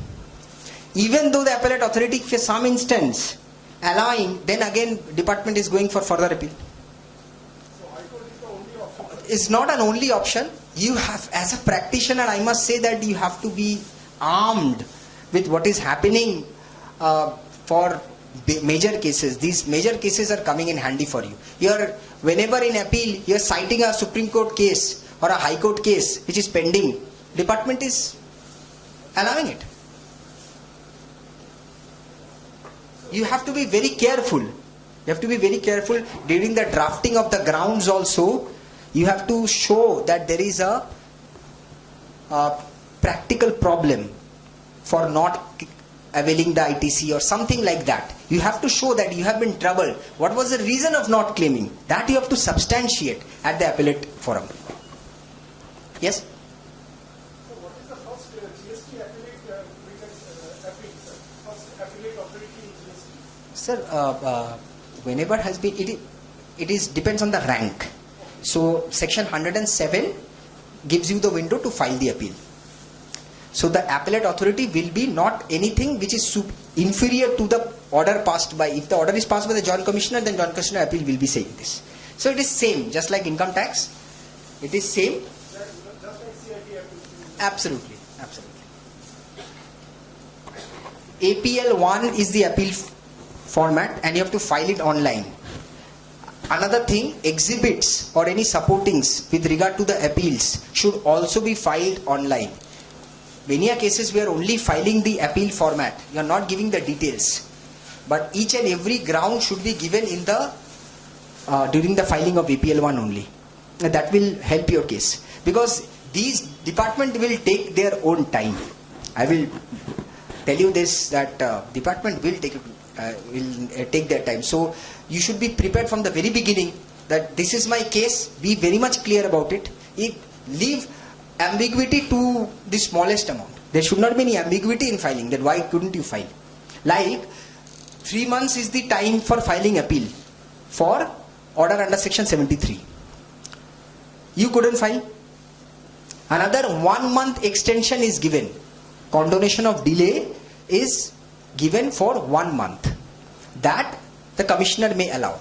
So this condonation of delay, in income tax we used to file and everything was allowed in most of the cases. But you have to be very strong. You have to create very strong grounds. Why haven't you filed? Many a times some condemnations are given that the consultant did not tell me. It was email ID, the mail has got to the email ID of the consultant. I do not know, so I was not aware. So SSC being not aware for such an important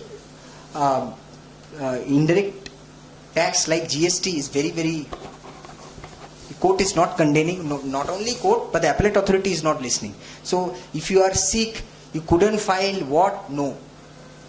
Any kind of SMS, their clients always are not aware that what kind of SMS has come. What order has been passed, I don't know.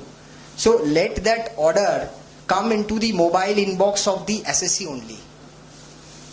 Let them coordinate with you.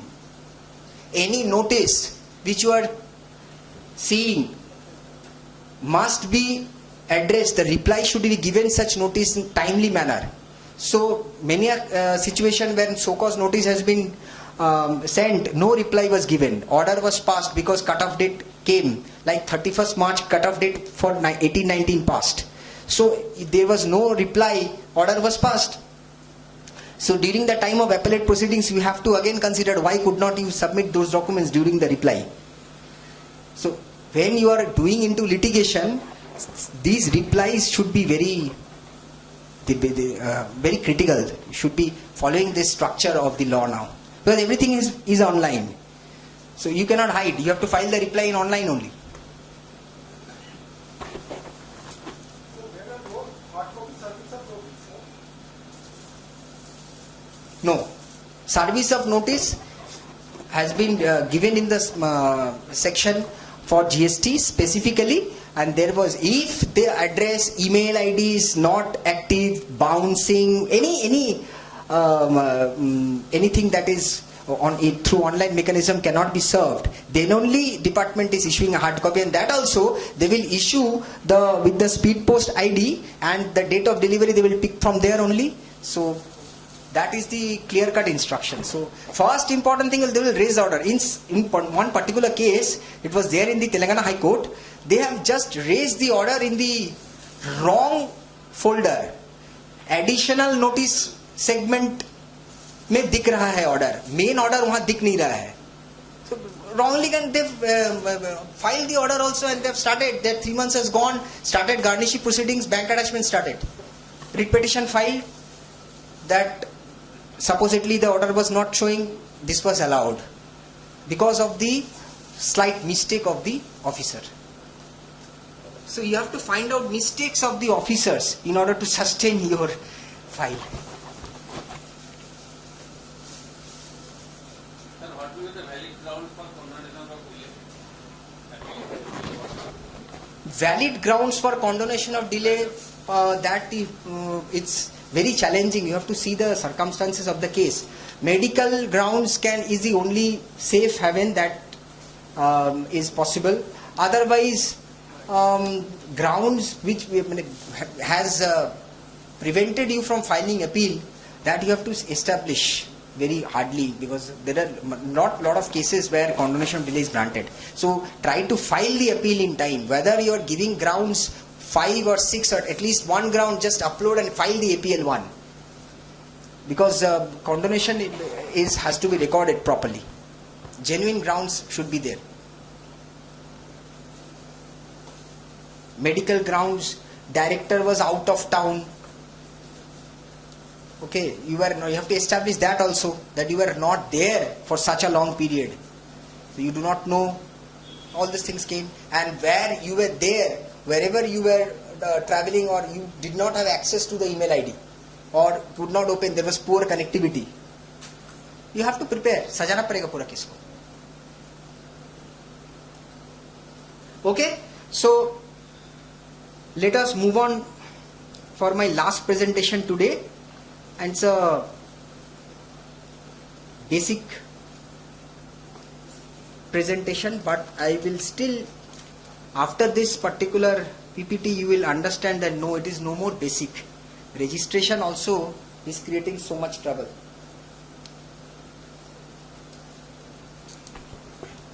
I'll just run through the initial slides quite quickly, because you must know the turnover limits and all. I'll go directly to the case studies.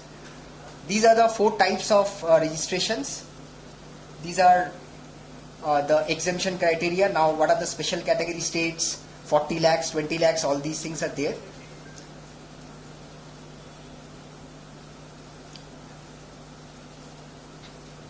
In every GST case or every GST litigation, this definition you should remember. Most of the practitioners are aware of the aggregate turnover, but for filing of annual returns also, for applicability of registration also, AT is going to come very handy. Application of e-WayBill or e-invoicing. So aggregate turnover is a very important definition that you must know.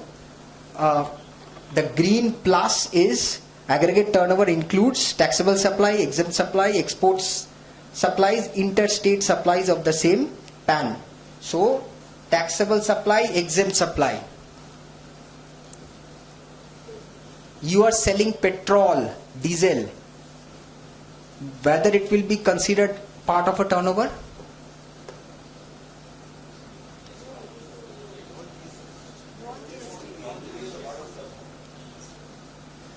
who are saying not part of the turnover. Why? Section 2, exempt supplies, clearly mentions exempt supply includes non-GST supplies. So if you have a petrol pump and having a turnover of 50 crore and you are selling any other items of petroleum nature which attracts GST of rupees 1 lakh, your turnover becomes 50 crore 1 lakh. So you will be liable for registration under GST. So it includes all the turnovers, exempt supply, taxable supply, non-GST supply, everything. But it's only exempt supply, right? Yeah? Only registration is mandatory, not payment, right, on 5 crore. Right. Registration, obviously, you have that will be shown as non-GST supply in your returns during the filing of returns, and you have to only pay tax for the 1 lakh. Okay?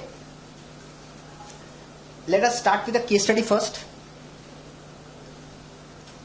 Okay, let me just go for compulsory registration also, and then this will be easy for you. Aggregate turnover I have mentioned, and it does not include inward supplies liable to RCM, CGST, SGST, IGST cess. So any inward supplies which you are taking, like you are taking the services of GTA and paying tax on such under reverse charge, so that is not considered as part of your aggregate turnover. Very simple.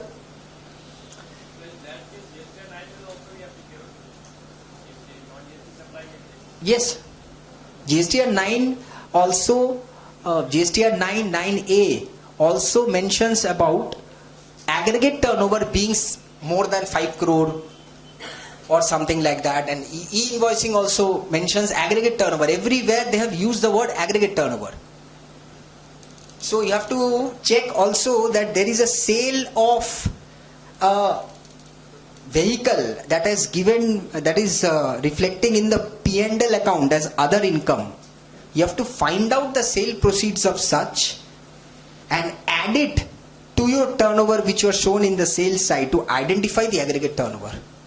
So aggregate turnover is not coming from PL, though the points are coming from PL. So PL का sales देखने से turnover नहीं है. Aggregate turnover under GST you have to calculate, check, and then you have to take decision on such. Persons not liable to GST. Persons engaged exclusively. Now you can check. The word is exclusively in the business of supplying goods and services that are not liable to tax, wholly exempt from tax. So,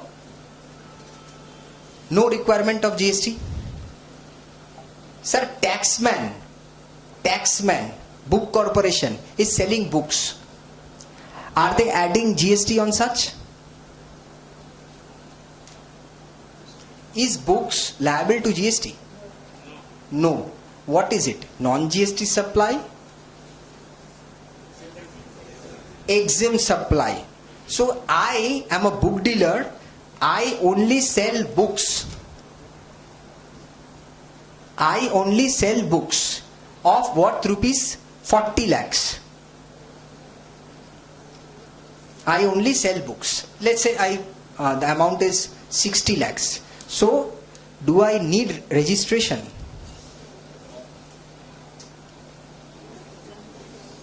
I do not have any other income.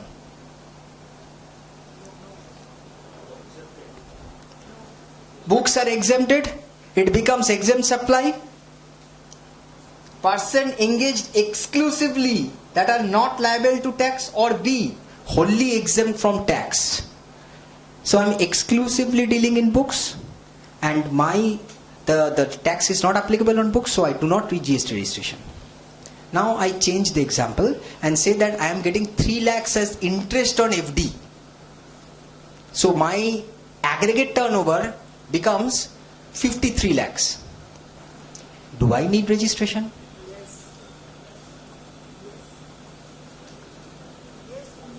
I cannot hear you. A little louder. Yes, you have to take. We have to take. Interest on fixed deposit considered as exempt supply under exemption notification. So again it is exempted. Selling books exempted, interest exempted. No, I do not need registration. You have a property. This same person is having a property. And you have rented it out to a commercial rent you are getting out of it. Bas. Then registration is required. Anyone can tell me what is the difference between zero dated supply and exempt supply?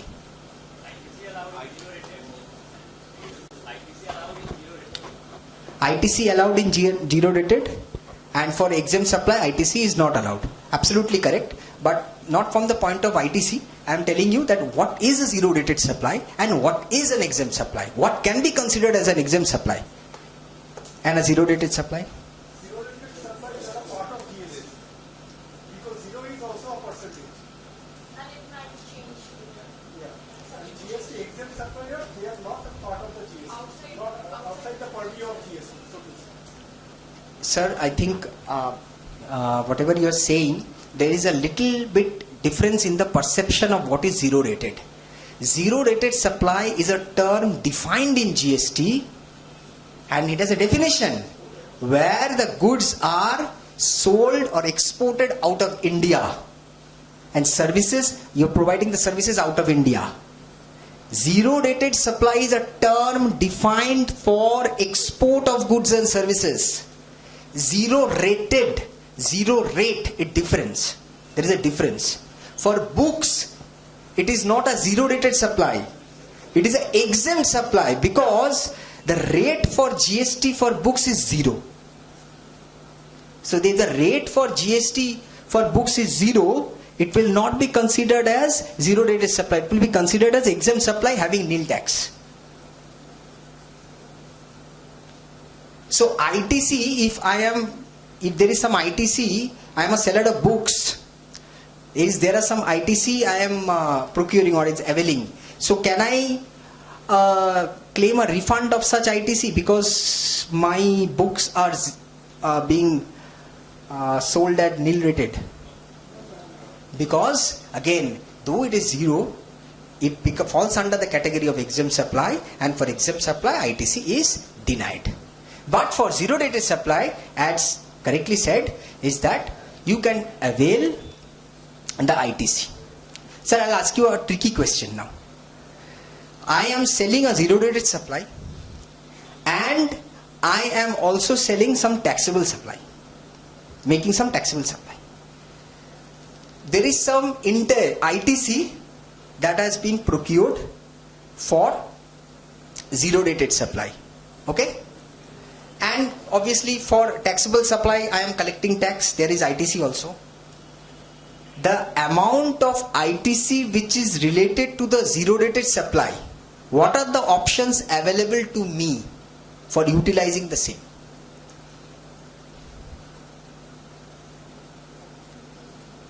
Got my question? I am selling taxable supplies and also I am exporting. There are zero rated supplies also. For zero rated supply, ITCs are there.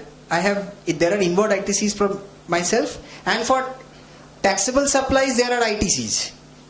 For taxable supply I am charging tax, I am claiming the ITC. For zero rated supply I am not charging tax since I am exporting it, but there are ITCs. What will happen to this ITC?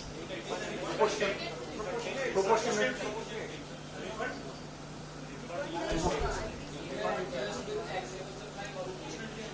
Yes, come again.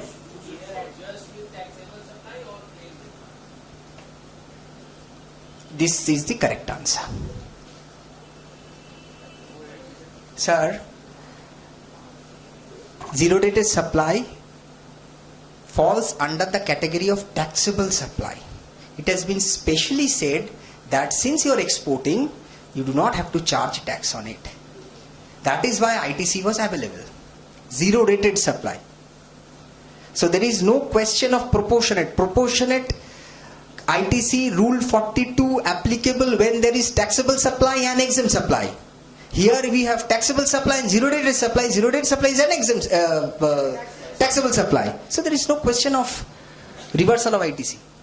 So such ITC which are related to the zero dated supply, I can utilize the ITC against the payment of tax for taxable supplies. And if such ITC still remains, then you can claim refund.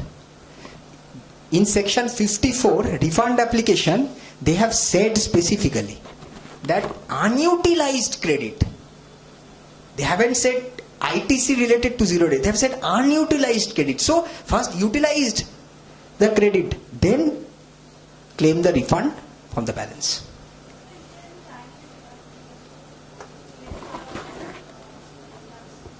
Refund, time for refund. I can't hear you, just speak a little bit louder. Is there any deadline for claiming the ITC related to the zero dated supply? Again, ITC to refund date is separate. Credit to we can't take refund. Not credit, you can take refund. ITC, you can take refund under specific circumstances. One is zero dated supply and you do not have any other supply. So you can take refund of ITC. Another is there is inverted rate structure. Like you are procuring at 12%, but your output is 5%. So your ITC is being accumulated. Here also you can take refund. Your business has closed down or something like that. ITC is remaining. Any unutilized ITC, that can be also allowed as refund. But the question is unutilized ITC, and time limit for claiming such is 2 years. You have to find out from the date where ITC was claimed and you couldn't utilize such. 2 years from that date maximum you can claim the refund. After that the refund option is also closed. Sir, if it is antiques or something like that and it takes more than 2 years, then You have to claim the refund. You have to claim the refund and at least make the refund application. The rules clearly states that refund application can be made from 2 years, up to 2 years from the date you have availed. You have to justify. Okay, let us move on.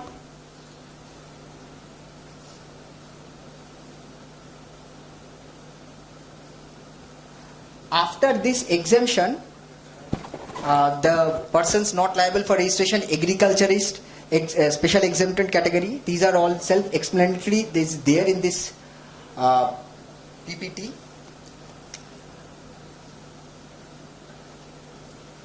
Government may exempt special category by a notification. So the list of exempted category government has specifically made till date, since the inception of GST till date, these are the categories where you do not need registration at all. Only deals with supplies which attracts RCM.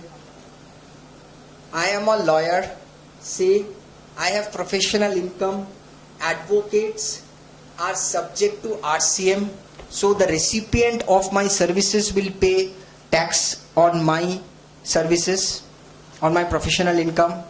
I do not have any other income, so I will get this exemption, that I do not have to take registration. I'll come to it. Casual taxpayer, making interstate supply of specific handicraft goods, exempted. Category of supplies, if the aggregate turnover does not exceed threshold limit, I'll come to this later on in an example. Persons in exclusive supply of goods, when it is less than 40 lakhs, this has been specifically made exempted. Job workers making interstate supplies to registered person. Persons making interstate supply of taxable services having 80 less than equal to 20 lakhs for normal state and 10 lakhs special category state. These persons, who are these persons? We will tell you. Okay, compulsory registration. Though your turnover is less than 40 lakhs, if you are providing goods or services less than 20 lakhs, still you have to get registration under section 24. This is an overriding section. Persons making interstate taxable supply. Casual taxable person making taxable supply.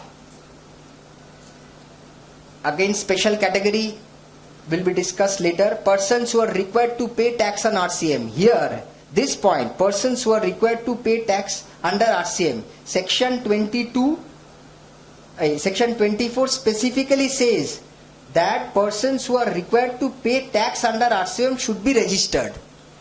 Here I have said that once we deals with supplies which attract RCM is exempted. Can you tell me the difference between the two? I am not going into the detail, just this one example.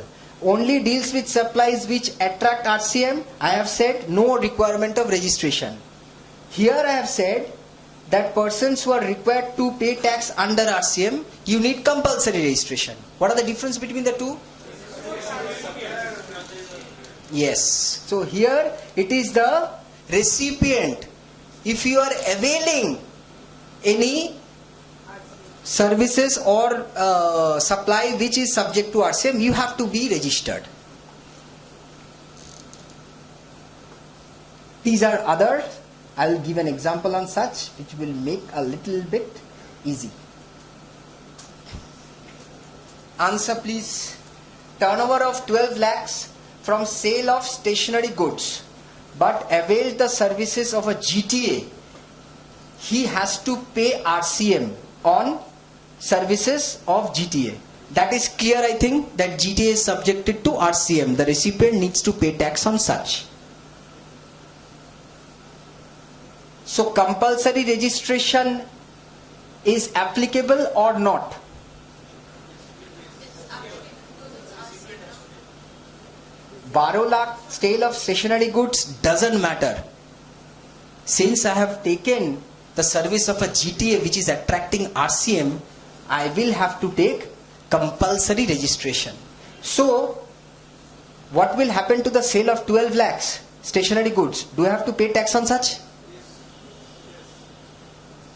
Everybody, yes.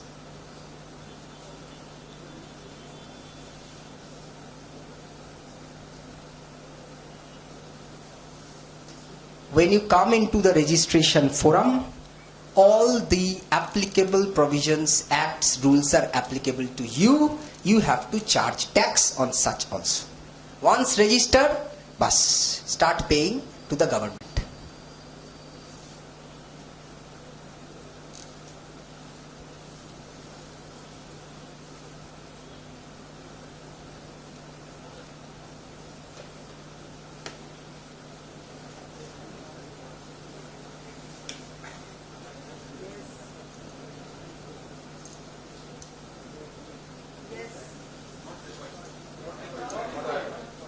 Not required.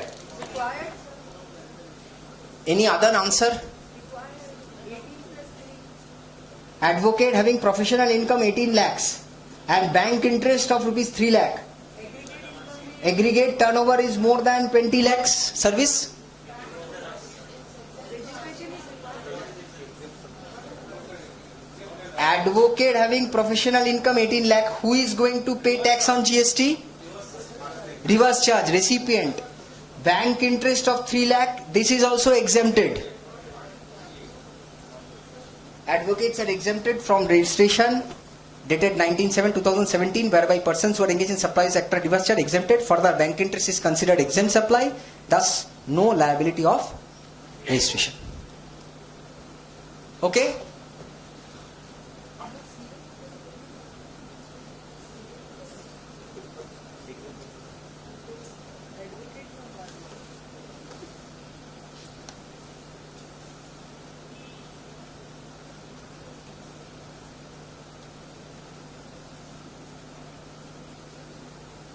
What is the answer? Required. Why? Just explain. Exempt service 24 lakhs. Okay. Exclusively in exempt service? No. Capital goods 7 lakhs. I have to pay tax. Aggregate turnover. So you have to pay tax. Okay? Clear? Now this is interesting. I need an answer for this.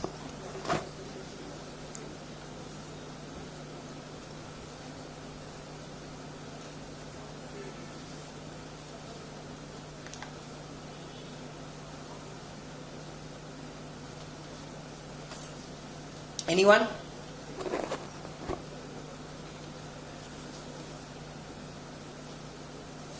What is actually happening? Can you tell me? This medical association is a particular category of registered person. What is it? Correct. Casual tax person or payer. So CTP. This medical association is conducting a conference for 2 days. And they are collecting fees from the delegates. Do the association needs registration there? For CTP, section 24 comes in that any CTP paying taxable turnover or taxable supply, irrespective of the turnover, you have to take registration. So registration is compulsory. Casual taxable person should take a registration in a different form. They have to make some security deposit during the time of registration, and then they can supply such goods. This is also a temporary registration, right? This kind of a temporary registration, you can also make an application for extension if that prevails. What is the validity of the temporary registration? 3 months. Then again it will be further extended by another 3 months.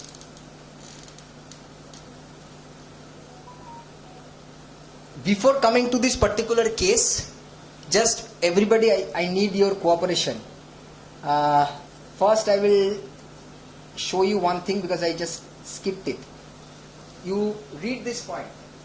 Making taxable supply of goods or services on behalf of the other taxable person as an agent or otherwise. So this point, again, you need compulsory registration without any turnover limit. So if you are an agent and you are making taxable supply of goods and services on behalf of the taxable person as an agent, you need to get registered. Now I need the answer for this. Mr. Akash appoints Mr. Bikash to procure goods from the market. Mr. Bikash identifies suppliers and asks them to send the goods and issue invoice directly to Mr. Akash. Does he need registration? He is acting as an agent.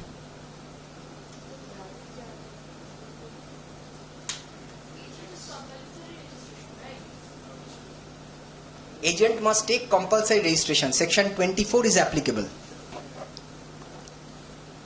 So my question is whether this Bikash is an agent and does he need compulsory registration?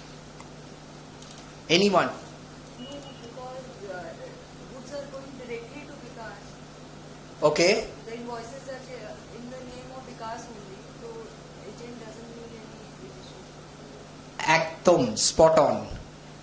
Correct answer. Remember, the point was very clear. Who need compulsory registration? Making taxable supply of goods or service on behalf of the taxable person. So here, Vikas is not supplying goods nor procuring anything on behalf of Mr. Akash. He is not the agent. He is the procurement agent and not involved in the supply of goods. So I have the goods, I am causing sale of the goods, I am an agent, I am selling, getting a commission. The goods are not with me at all.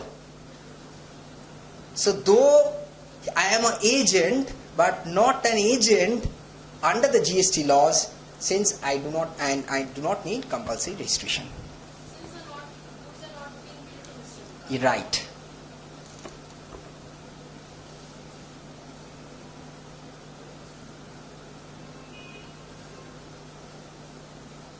Nihar designs selling garments through Amazon and Flipkart. Does he need registration? Special exemption given.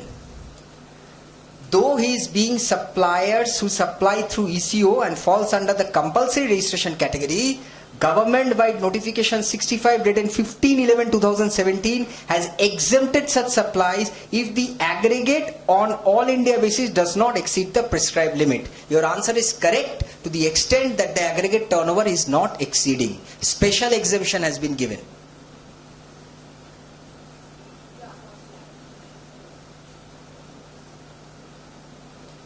this series of notification, the list is given in my previous slide. Who are the persons who do not need registration? That exemption is given.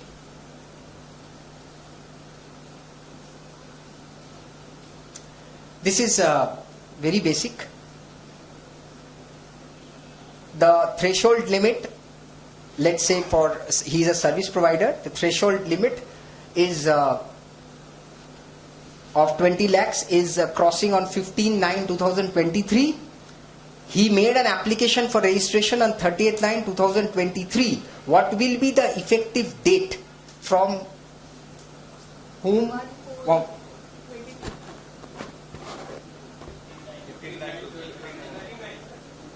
why?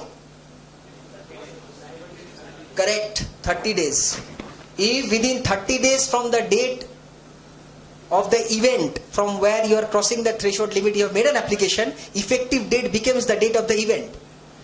30 days crossed, the date of registration, when finally the registration is granted to you, on that day your registration will come into effect.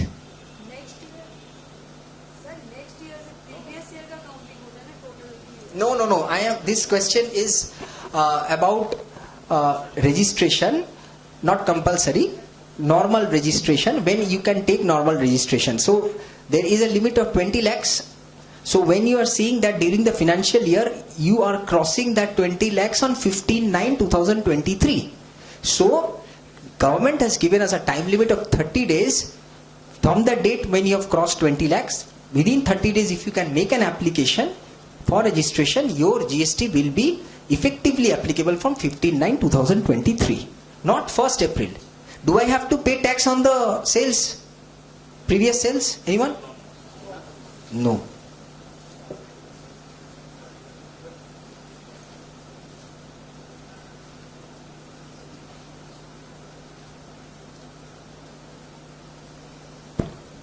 Cancellation of registration. These following slides, I have given each and every situation where cancellation is possible. I will discuss not those cancellations which you are trying to cancel for whatever reasons. You are not crossing the threshold limit, death of person, amalgamation, dissolve, anything. I am coming to the point where the proper officer can cancel your registration. Suo motu cancellation of registration. Most of the things are common, but there is something which is very, very important that I should mention here. These are the circumstances: contravention of Act's rule, proper officer, reasons to believe, may cancel, start cancellation procedure. Composite dealer not filing returns for 3 consecutive tax period. 3 consecutive tax period for composite dealer. Previously it was there and now also it still persists. Not filing returns for continuous period of 6 months. Cancellation can be effected by proper officer. Person taking voluntary registration has not commenced business within 6 months from the date of registration. You have not commenced business in 6 months, proper officer may cancel. Registration obtained by means of fraud, willful misstatement, suppression of facts. Registration can be cancelled by the proper officer under these circumstances.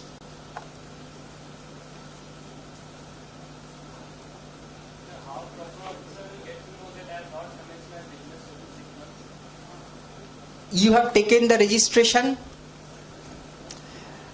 you have not issued any invoices, or you have not filed the returns after registration. If you continuously file nil returns, though you have not sold and commenced the business, then also there is possibility to say that your business has already commenced, because certificate of commencement is not required under GST. So the department on is, if he has reasons to believe, then he can issue a show cause notice. You have to reply within 7 days. Then it may not be cancelled, but he can cancel. He can start the cancellation procedure. No, not for nil returns. If you have started the business and you have confirmed all the bank accounts is there and everything is there as per provisions, everything is there, and you're filing the nil returns. If any suspicious, unless there is any suspicion against you, so it may not be cancelled. But this provision is there.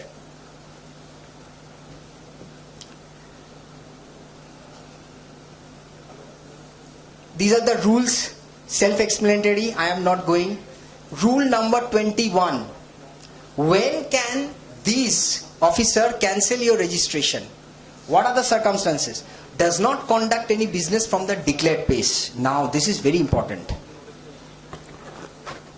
There is a situation, sir, a registration was taken from a particular address. Okay? Of a rent agreement.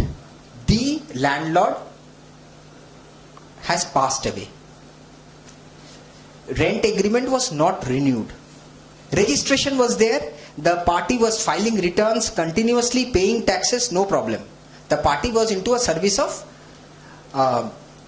IT services. So, place of business is clearly defined under the GST laws. The party was not actually conducting business from the place of business. That was, the notice was sent to this particular dealer. Because the owner was died, he could not provide, and during the spot verification, no such name, the registration number, nothing was available. So, if he does not conduct business from the declared place, though he is conducting from some other place and has not updated his principal place of business, suo motu cancellation can be initiated by the proper officer. Acha, one question. I think everyone have heard that you have to display your registration certificate and the GST number. Where? Prominent. That's prominent.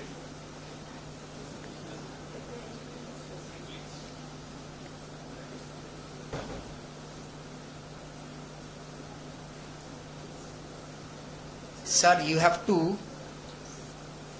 first read place of business. Under the GST law, place of business, a place where business is ordinarily carried on, including warehouse, godown, place where maintained the books of accounts, place where the taxable person is engaged through an agent. There are 3 particular situations where the place of business is defined. During the time of registration, you have to declare any one of these as the principal place of business.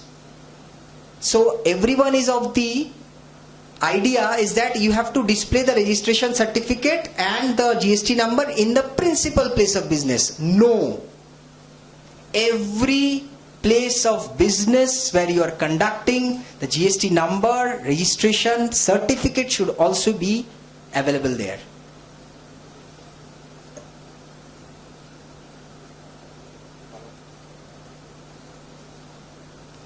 So where you are maintaining your books of accounts, you can declare it as place of business. Recently a inspection was conducted at one of my clients, and he has asked about the books of accounts and everything. He said, I have outsourced my entire accounting part to a consultant who is 2 kilometers away from here. Sir, inspection was conducted at the consultant's place also. Seizure was conducted there. And not only his file was gone, but there are several other files which was taken in the pen drive by the department. Place of business automatically is attracted of the consultant. Sir, be very careful and tell that clients ki jodi GST officer ashe, ami accounts apnar kori na, etuku ontoto bolben. Na to amakeও ধরবে। আমি audit করি, ঠিক আছে, everybody knows that obviously we also give accounting services, and they suddenly GST officer can come and by this party has told that books of accounts are maintained by you, attach.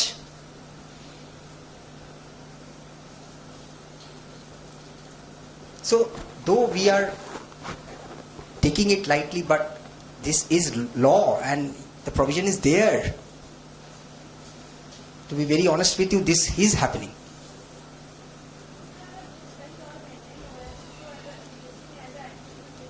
Correct. You have to show it as an additional place of business. You have to represent it. Ki this is the place where my books of accounts is maintained. This is the place where my goods are warehoused, stock is maintained. And everything related to your business should be clearly identified.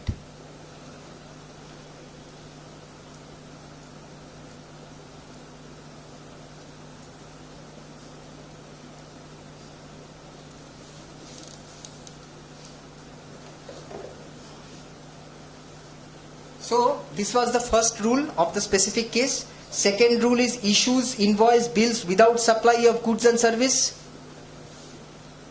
Violates section 171 anti-profiteering. Violates rule 10A, no bank account details added, which is now outdated because now without bank account you do not get registration. Avails ITC in violation of section 16. Declared outward services in R1 greater than 3B. Violates the provisions of rule 86B. We have already discussed 86B, 99% to be paid, 1% through cash. These are all conditions. Suo motu cancellation can happen. Obviously, notice will be sent. Sir, 86B के लिए भी Yes, specific mention is there, ma'am. Rule 21 में. Then you have to produce that the director is paying more than 1 lakh tax, proprietor is paying more than 1 lakh tax, show the documents, everything in their so cause. 7 days time is there. Most of the people are unaware. Why have we sent? I have paid the taxes. 3B file to hoche. GSTR 1 filed. Annual letter. Everything is fine. Everything is clear. Suddenly out of nowhere a notice has been issued. 86B has not been fulfilled. Bas, hoega cancellation.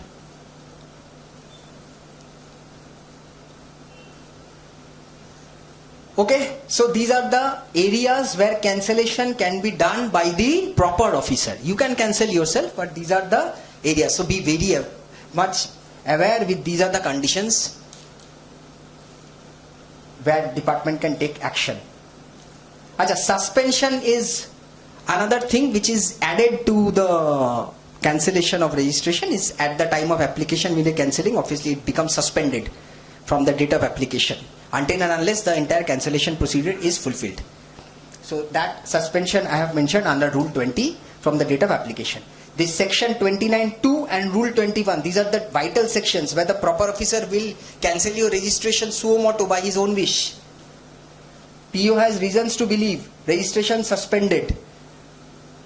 This you will understand because suddenly you will get that your registration has been suspended because PO has initiated rule 21 section 29(2) against you when you are not doing business from your place or something like that. So automatically GST registration may stand suspended and you are not aware also. This is another rule where GST officer can cancel. I will just tell you a little bit about it. Anomalies has been detected between the GST returns that has been filed. GSTR 1 you have filed and the 2B or the GSTR return 1 GSTR 1 filed by your vendors that are not matching. The department or the proper officer power to suspend your registration first before issuance of show cause notice during the time of assessment under section 73. Before issuing of show cause notice they can suspend your registration also because anomalies has been there.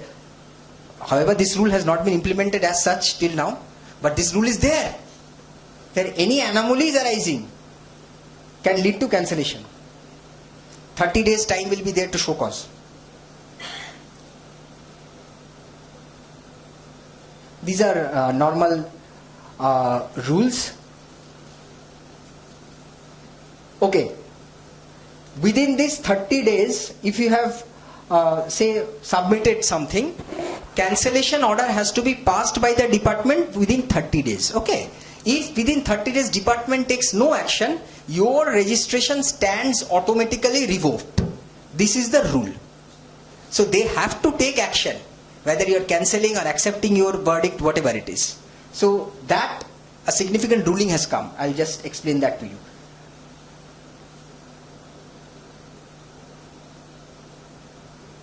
Okay, these are normal.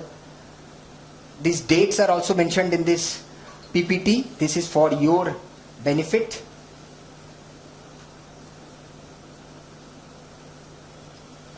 Santram versus Delhi State GST, Delhi High Court. Revenue Department cancelled GST registration based on the letter received from another authority. Some other authority are told something fishy in this particular accounts. Cancel registration, cancellation order was passed. Writ petition filed, Delhi High Court. Delhi High Court allowed the writ petition and set aside the order of registration cancellation, thereby holding that it is important for the proper officer to independently arrive at the satisfaction set out in subsection 1 and 29, which I have previously reiterated, under the conditions where he can cancel. For the purpose of GST cancellation, Honorable Court relied on the judgment of Bharat Forge. Further noted that proper officer has to act independently and cannot act mechanically on the instruction of another authority, and opined that the input SCN was issued solely based on the letter received from another authority. Somebody else has told that some problem is there, cancellation began. So this court went against the department and for the SSE. And most of the cases, when they are sending SCN, there is a similar format. Most of the officers do not check what show cause notice they are sending. It's a traditional format and the same points are there. So you have to check whether the show cause notice is as per law. What is the thing that they are asking? You can challenge the show cause notice itself.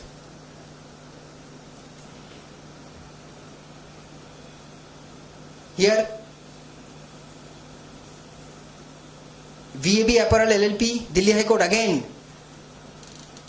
without specifying any particular reason and explanation for the cancel of GST registration by means of fraud, willful misstatement or suppression, no explanation why the buyers and suppliers have been found to be suspicious. GST department has cancelled that buyers or sellers ko suspicious lag raha hai, cancellation order.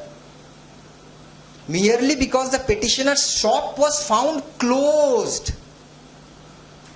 Absent is not a ground for cancellation of petitioner's GST registration. This is a latest case.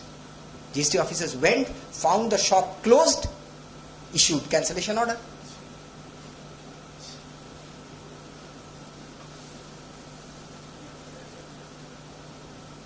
No explanation was sought for, nothing. Sharda Metals Work, Delhi High Court. Whether GST registration should be cancelled retrospectively for the period taxpayer has fulfilled compliance requirements. So till the time when the taxpayer has fulfilled requirements, for that period also GST registration was cancelled. They have the power of cancellation. They have filed, the SSC has complied with the returns. For those period also you are cancelling. इसको लेकर 2B के against में बहुत notice आ रहा है. हाँ? 2B के against में नोटिस आ रहा है. ये रेट्रोस्पेक्टिवली कैंसिल करने. You can take the support of this particular case if at all required. Honorable Court noted, देखो, I have mentioned it in bold. Also it is stated, respondent is using a standard template for issue of notices. Retrospectively कर दीजिए. আমার ইচ্ছা করে দিলাম, বোঝো ঠেলা। जो ITC लिया होते हैं उनके पास नोटिस आता है कि you have to हाँ, reverse the credit, exactly. reverse the credit. उसको कैसे करेंगे sir? If that order, if the show cause notice, if you have filed the returns, you have complied with the rules for a particular period, there is no situation where registration can be cancelled. If it not, you have taken, there are suspicious transaction, that is there. But that they have to prove. That for that they have to show cause, that we need a reply. That chance was not given. Sir वो तो उसके लिए जिनका cancel किया, जो दूसरे बंदे हैं जिनको ITC मिला है, हाँ तो वो उनके पास भी नोटिस आ रहा है, वही तो, that is the thing. तो वो लोग क्या करेंगे? Again, the genuinity of the transaction will have to be checked. That आपका cancellation जब ने किया, that time he was registered, that time he was active, he was doing complete business. So those things you have to be ready with. That department cannot do. But this is the problem, this genuine problem that being faced. Suddenly it is cancelling and the ITC is being reversed. Notices are going for the persons, right?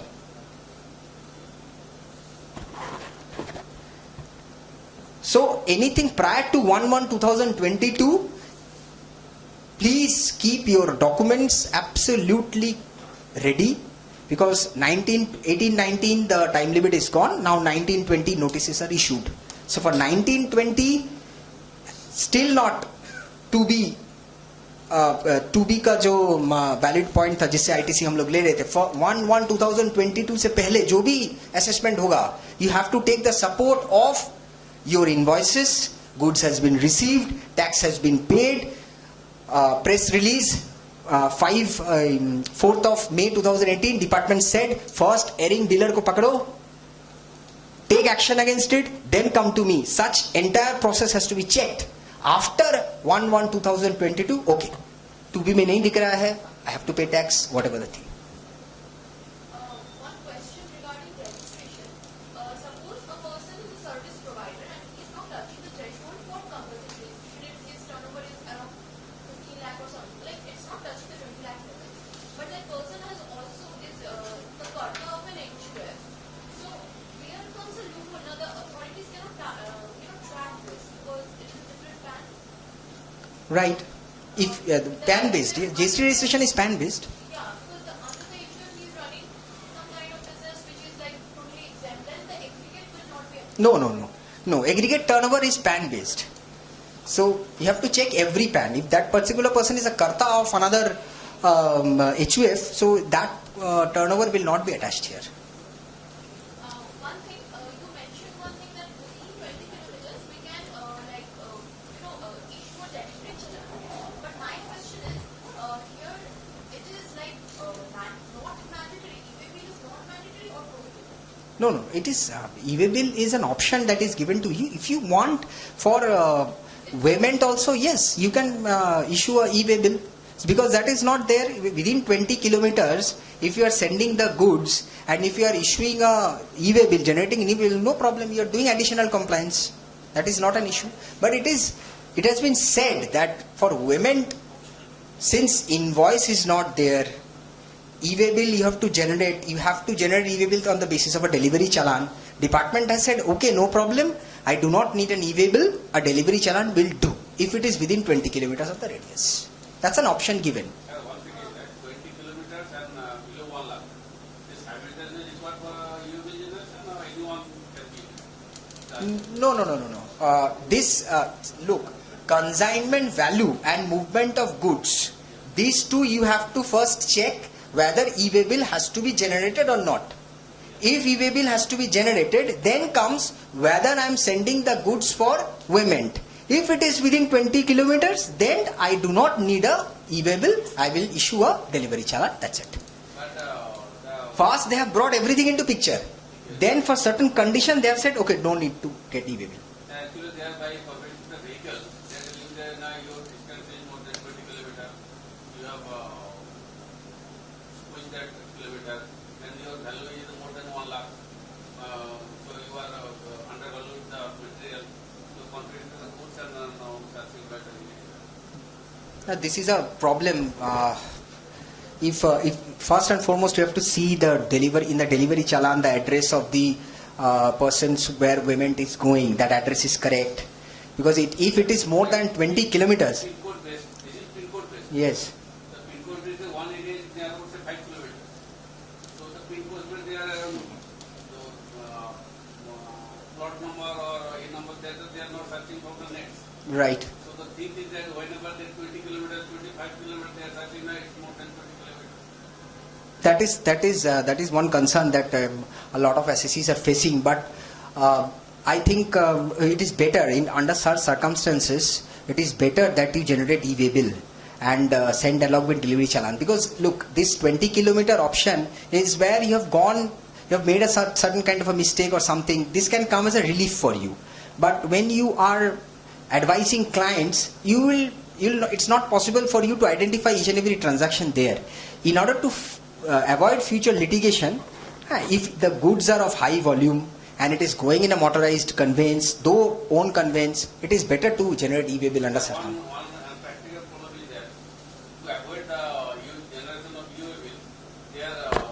sending the bills, 40,000, 40,000.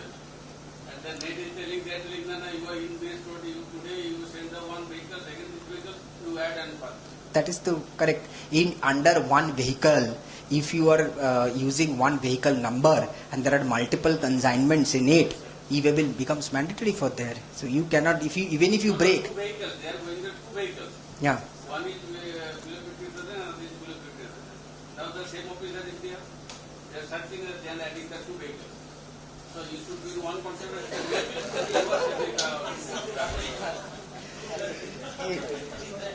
What kind of vehicle is there which is carrying 50,000, less than 50,000? You have to justify that your vehicle had enough space.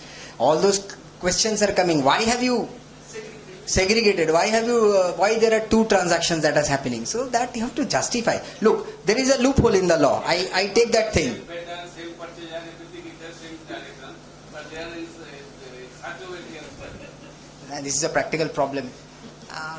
You cannot. In order to, this is which I am advising our clients that these situations may come and again it will lead to litigation. As I have told my clients that so much problem is created due to detention. Now they are without invoice, without raising e-waybill, mandatory that by movement of goods is happening, go for an e-waybill. That's it.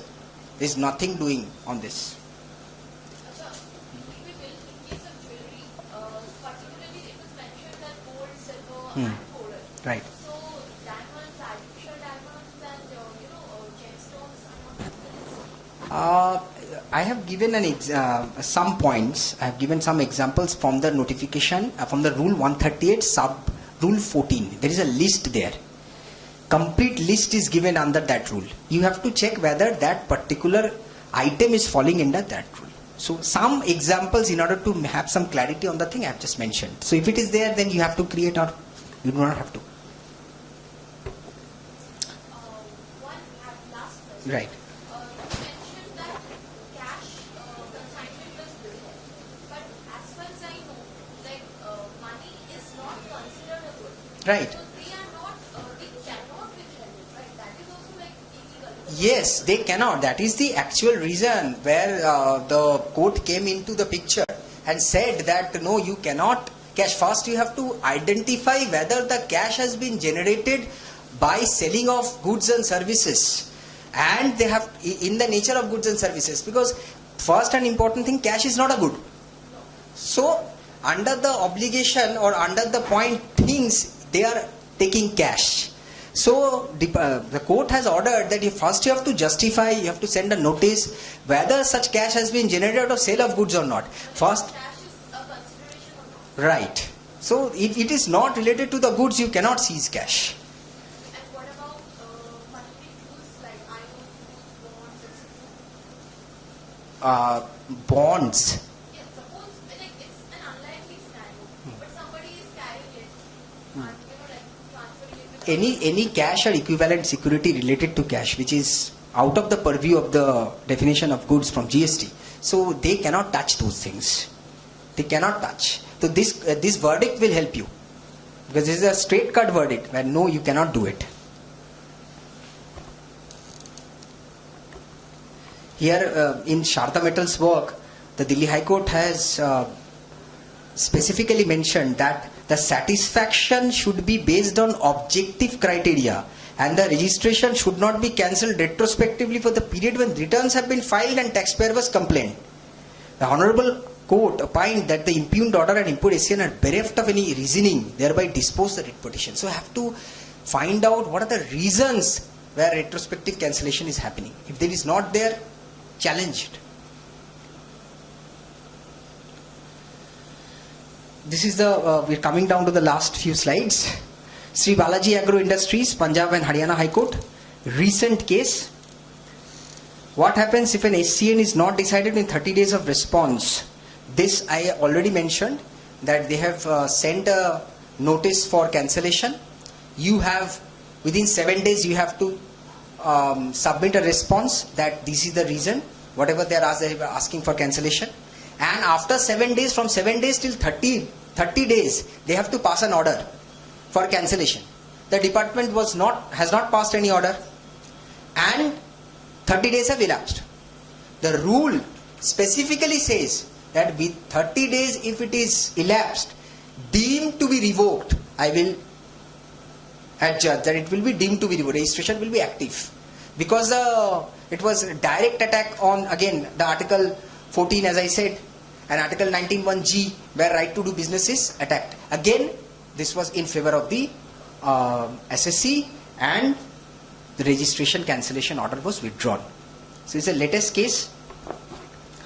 No decision has been taken by the respondent on the show cause notice when the petitioner suffered suspension of registration for almost 4 months. We find that as a provision of Rule 21, the suspension of registration of the petitioner will be deemed to be revoked upon completion of proceedings under Rule 22 of the one, but the proceedings were not completed within 30 days. So after sending response within 7 days, the proper officer must cancel within 30 days. If he is not doing, not passed any order, it stands automatically restored.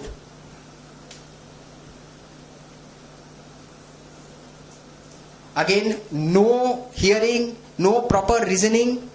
ATT System India Private Limited, Delhi High Court said that without granting any hearing, proper reasoning is not sustainable. Honorable Delhi High Court noted that nowhere the date and time of personal hearing was also there. Show cause notice was issued, but date was not given, time was not given, no opportunity of being heard, natural justice attacked. So void, and this case was again in favor of the SSC. So for revocation of cancellation of registration, I have prepared this slide which will be very handy to you, and there are certain vital points that you must remember for registration that I have attached in this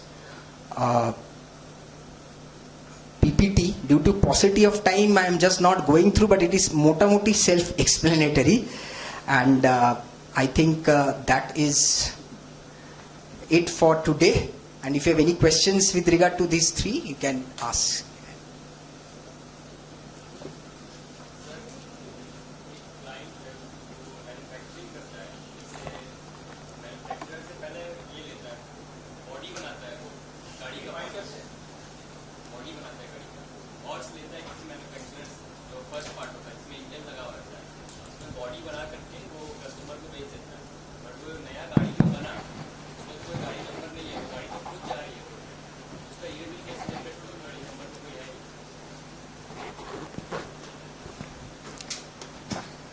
Yes, just reiterate the questions once again. I clearly didn't hear you properly. Suppose my client is preparing a body of the truck or something, and the horse, the first part of the truck, has been purchased by some other manufacturer, and my client is just preparing the body of that truck, and after completing the whole part, he is sending it to the customer. Okay, so it is, they are doing basically job work. This is falling under job work. He is not selling, he is taking the item and he is preparing it and sending back to the... He is sending back to the final customer. Final customer who has sent this... Yes. So no, he is... the horse has been sent by the manufacturer, the Rajgaria Motors. Suppose my client is Rajgaria Motors. Rajgaria Motors is preparing the horse, the first part, and after that my client is making the body, the second part, and combining that two and sending it to the customer, final customer. Sales from job worker premises. Actually, he is directly selling it from his premises to the persons who has been directed by my principal manufacturer to send the item or send the item. So on that basis, you have to create vehicle number. How will get the vehicle number? Vehicle number, that first important that who is going to prepare the e-waybill, the principal manufacturer he becomes. If the job worker cannot prepare the e-waybill, then the principal has to do it on behalf of him. So either the consignor or the consignee, recipient or supplier, anyone can create e-waybill. So that they have to do. And when there's obviously they're sending the final product via any kind of a transport. No, the goods is going by its own. The truck is going by its own. Truck is ready now. If that is not there, then the transporter ID will be given. Part B will not be filled up. Basically, you cannot fill the part B because you have to give the vehicle number in such, in that particular case. So you have to provide that transporter ID, and you're not prepared it, then you have to send it as like that. E-waybill has to be generated by the principal. Correct. You are doing job work. Yeah. Okay. You are doing job work. Sir, e-waybill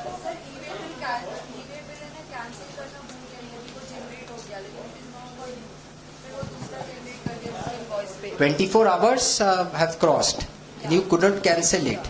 So you cannot help it. You have to keep your documents ready that goods has not moved under such e-way-bill, and the time limit since it has been cancelled, since there is no option for you to cancel through the online portal, you have to keep a supporting against such that e-way number has not been used for any consignment. Goods has not moved using that e-way bill. That's the thing. That's the thing. Yes. Nothing else can be done. You have to keep a track on it because that is opened in the portal of the government.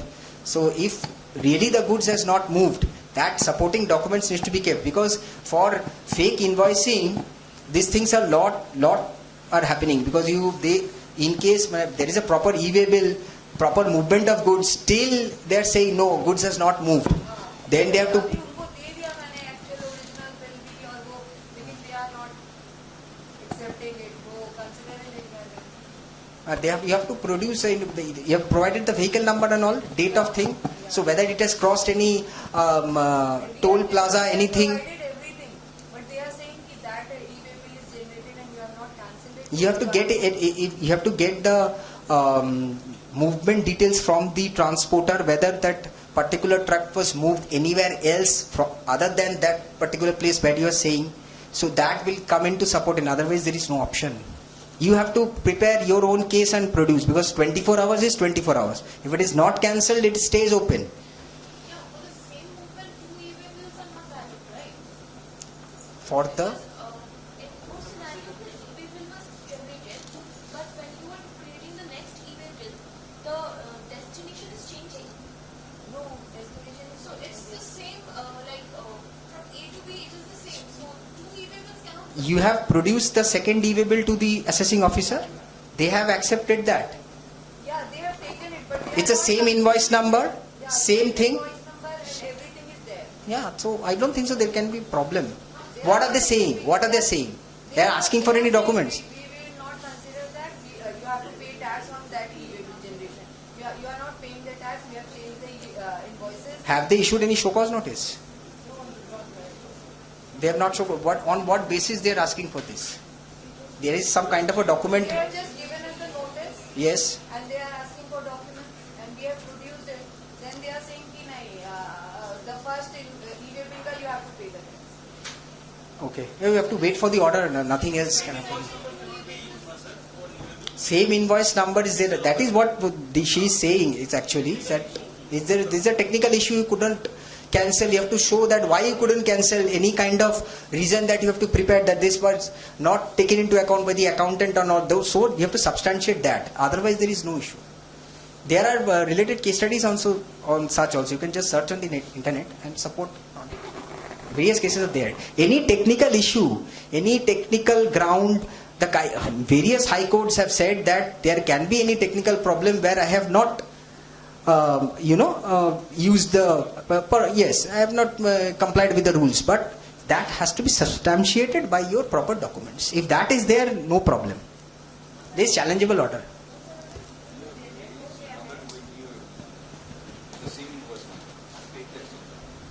Sir अगर ई way bill generate हो गया है और goods जो है वो भेजा नहीं गया है, इनवॉइस कैंसिल कर दिया गया है, तो मतलब with in the prescribe time E way bill cancel नहीं कर पाए, तो what happens in that case? So that you have to prepare, keep the supporting documents with related that goods has not moved under such e-way bill. If the invoice has भी been generate हुआ है तो vehicle number and everything is not given, so then there is supporting there for you. The vehicle number is not given, so you have already generated part A. या just part A. Part A, so you can cancel. You couldn't cancel it within 24 hours. So you have to keep the supporting documents of the next e-way bill for which actual invoice has moved, and it is a similar case. Invoice actually move ही नहीं हुआ है, मतलब invoice cancel हो गया, consider ही नहीं हुआ है. Okay, invoice किया है क्या? नहीं. ई इनवॉइस नहीं था. Normal invoice. है. तो ठीक है. That supporting the documents. Have they asked for any documents with related to that? No.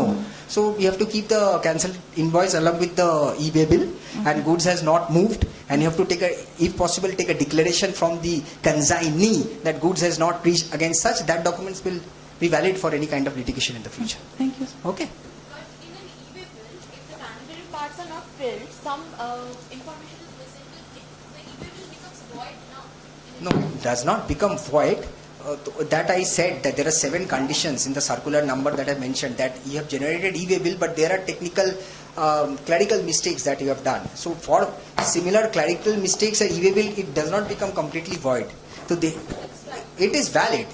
Non-generation of e-bill is not valid. That is the thing, that you are doing a transaction, you are causing a movement, and you have not generated e-way bill, then there is a problem. Generate e-way bill, clerical mistakes हो ही सकता है, no problem. ठीक है? Thank you very much for patient hearing. There's a lot of case studies and lot of points has been discussed. Hopefully my PPT will serve your purpose. If you can go through them little bit, and for any problem you can always reach back to us. Thank you very much for a patient hearing. Thank you.